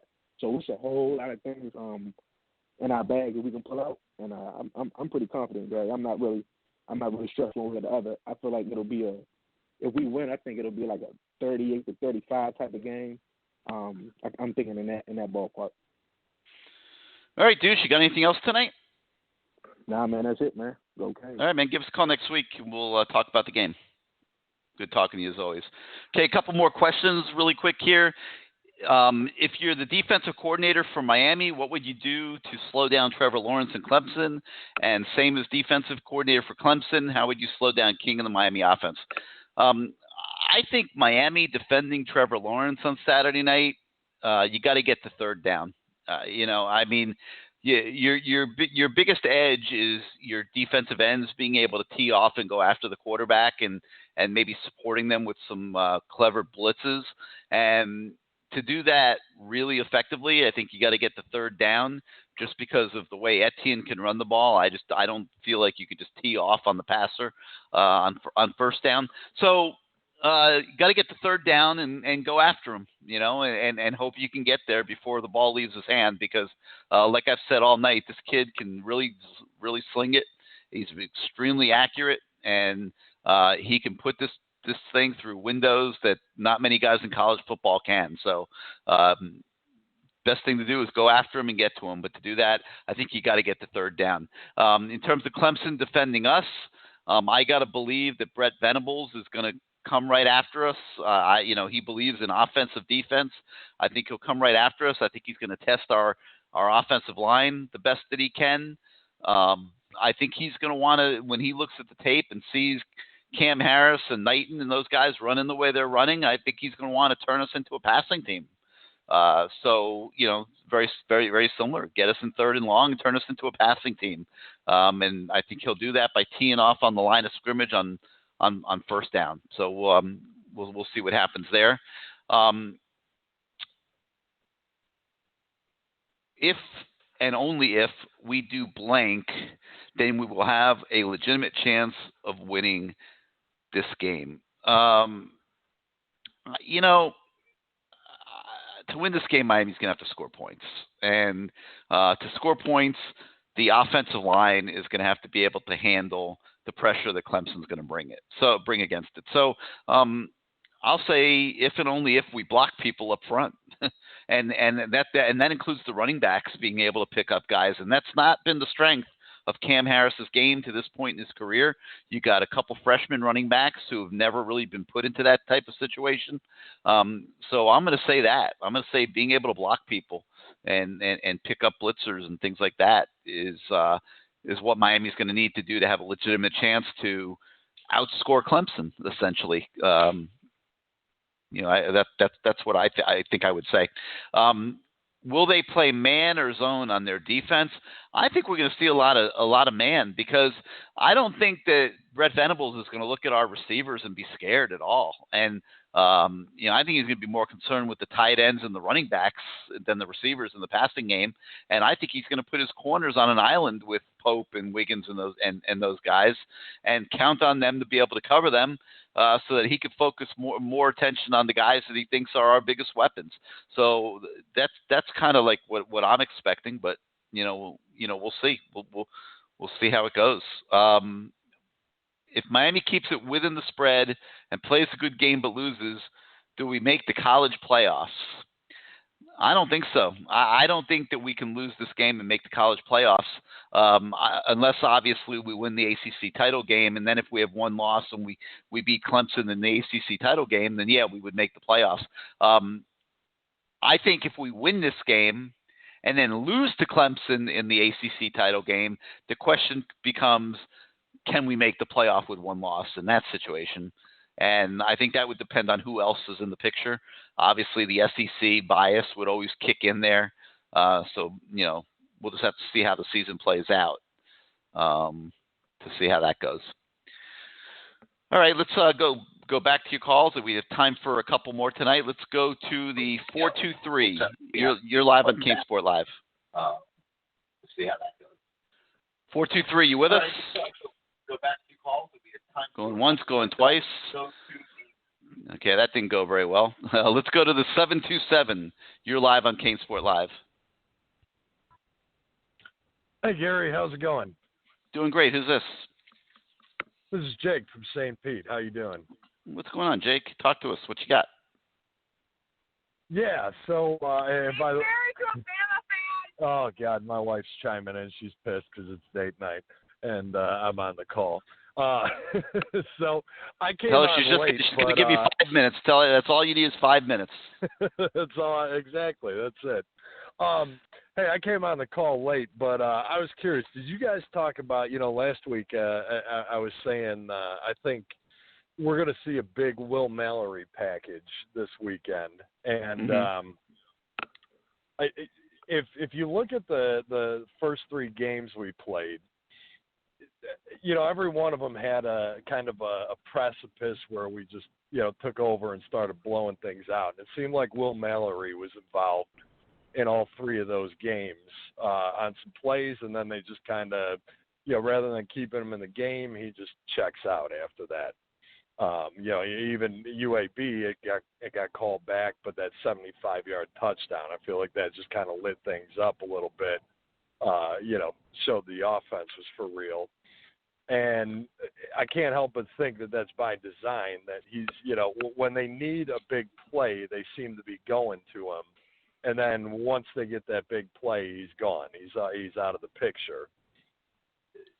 With a kid with that kind of talent, there's got to be some design to that. And I can't help but think that in August, when that schedule comes out, they got Clemson circled and they say, look, this is when it happens. That's my take on it. But I think this weekend he's going to put up some big numbers, and I'm looking for 2 touchdowns on him. Yeah, I agree. That. I mean, I was just arguing with Ross about that a little while ago. To me, that kid's got to be involved. I mean, has to be involved every game, and I think he's the most underutilized player on this roster. And he's a junior now, and it's time, Do man. you think there's some credence to that, though, that they are deliberately not utilizing him? I mean, obviously, because we'll find out Saturday. I think you're making a Yeah. great deduction there, and I've thought about that too. And we're going to find out Saturday, because that kid's too good to not be more involved. Another quick question for you. Just you kind of just touched base on it. Would you rather have a loss right now or a loss in the ACC title game against Clemson? If you're going to go 1-1, yeah, then you would say now. I mean, that's the money game, the ACC title game. The winner of that game goes to the playoff. So now, what do you think, though, if it's kind of lopsided on one end? Now, are you still saying so? So, for instance, let's say, we just crush them on Saturday, but then they win the ACC title game. Then they go to the playoff. They go to the playoff. We either get a second spot in the playoff or go to the Orange Bowl. Okay, so you think that's a forgotten win if they lose in the title game? Yeah, probably, because you got to figure there's going to be 2 SEC teams that get into the playoff. It just seems to always work out that way. Yeah, just because I was just thinking about it, but right now I don't see on paper why everyone says they're the number 1 team in the country.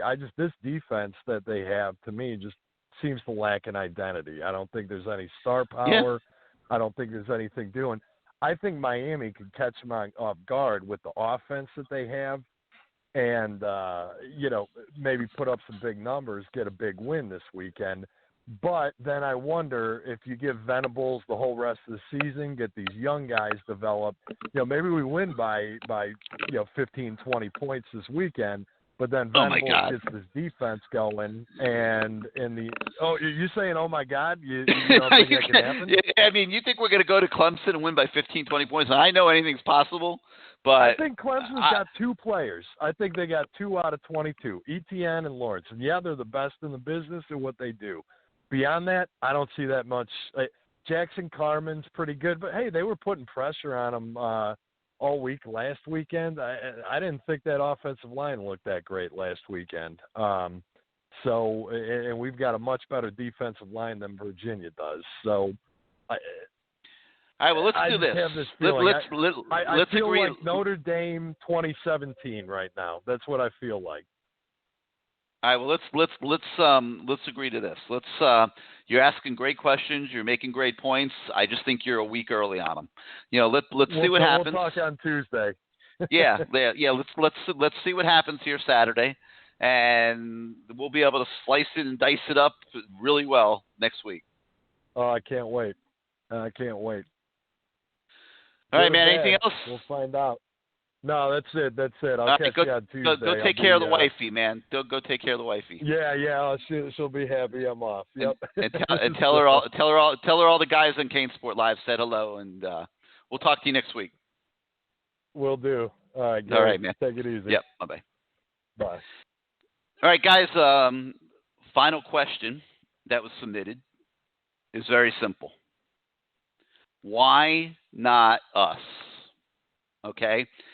And I think that when you looked at this game a month ago and you see Clemson on the road, you're going down the schedule and you're putting an L on your piece of paper or on your refrigerator magnet or, wherever you kind of store these things away, your phone, whatever.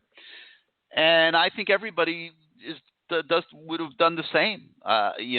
There's no doubt about it. Now, we've seen a whole different offensive football team so far this year, and that means we have a chance to score points. And I was kind of shocked, quite frankly, and I'm guilty of this just like everybody else. I just looked at the name Clemson up there and number 1 ranking, and I made a lot of assumptions that this is going to be a typical Clemson team. Obviously I knew about Trevor Lawrence and Travis Etienne, and had just assumed this is going to be another playoff team, top 2-3 team this year. And usual Clemson juggernaut that they've been for 9 straight years now. But once we got into this thing in the last week, and I started really diving deep into their roster and their team, I'll be honest with you. I mean, I was kind of shocked at what I was finding. Like, this is not a seasoned football team once you get past the quarterback and the running back. You know, the receivers. We've seen some good things from Amari Rodgers so far this season. The number 2 receiver, Frank Latson, is still trying to establish himself. So, I think Miami's defense will obviously key a lot on Rodgers and put the pressure on the other guys to beat him, who have not done it before. They've got an okay tight end in Braden Galloway. I mean, he's okay. He's not better than Brevin Jordan and Will Mallory. Their O-line is in transition. They recruit well. They've got good prospects, but this is not a battle-tested offensive line by any stretch of the imagination. Their most veteran defensive end, Justin Foster, has been banged up, hasn't really played this year. I don't know if he'll be back Saturday or not, but they're having to rely a lot on a couple of highly regarded true freshmen. They're true freshmen. So, we don't, my point is this, that this is not the same Clemson that we've grown accustomed to seeing in college football the past several years. And when you look at Miami's ability to score and possibly keep up in a shootout, then this game could get interesting. And, I think Miami, if they could just be competitive, walks out of there a winner, regardless of the scoreboard. But I don't think it's out of the question that they could steal this game. And I don't think I'm being a blind-ass fan like Everything 305 loves to call us, or, wearing orange and green glasses or anything like that. I try to keep it real. And I don't think this game is insurmountable. It's going to take a yeoman effort. Don't get me wrong. But I don't think it's out of the question. So if the question being asked is why not us, I would agree. Why not us? And I think that that's the mindset that these kids are going to take with them on the road this weekend. I think that the coaching on the offensive side of the ball has been upgraded. We've got some holes on defense. I'm more concerned about the defense in this game than I am the offense, believe it or not. But this should be a real football game, and I expect Miami to represent itself well. That doesn't mean they'll win, but I do think they'll represent themselves well, and I'm looking forward to talking about it with everybody next week. All right, I want to thank Dwayne Starks for joining us tonight. He gave us some great insight, and Bruce Warner, of course, and Miami and Clemson Saturday night. We'll see what happens. And we'll be back here. I believe it's going to be back to Tuesday nights next week. The only caveat, and I'm going to try to check that really quick right now, is if the Miami Heat get to a Game 7, what night of the week that would be, and that would be Tuesday. So if the Heat goes to Game 7, I'll probably move the show. Might even move it to Monday, so keep your eyes open on that, since, we'll have the game to talk about. If the Heat are not playing Game 7, we'll be back in our normal Tuesday night slot. So until then, let's enjoy this. This is a special weekend for Miami football, and I'll say good night, everybody.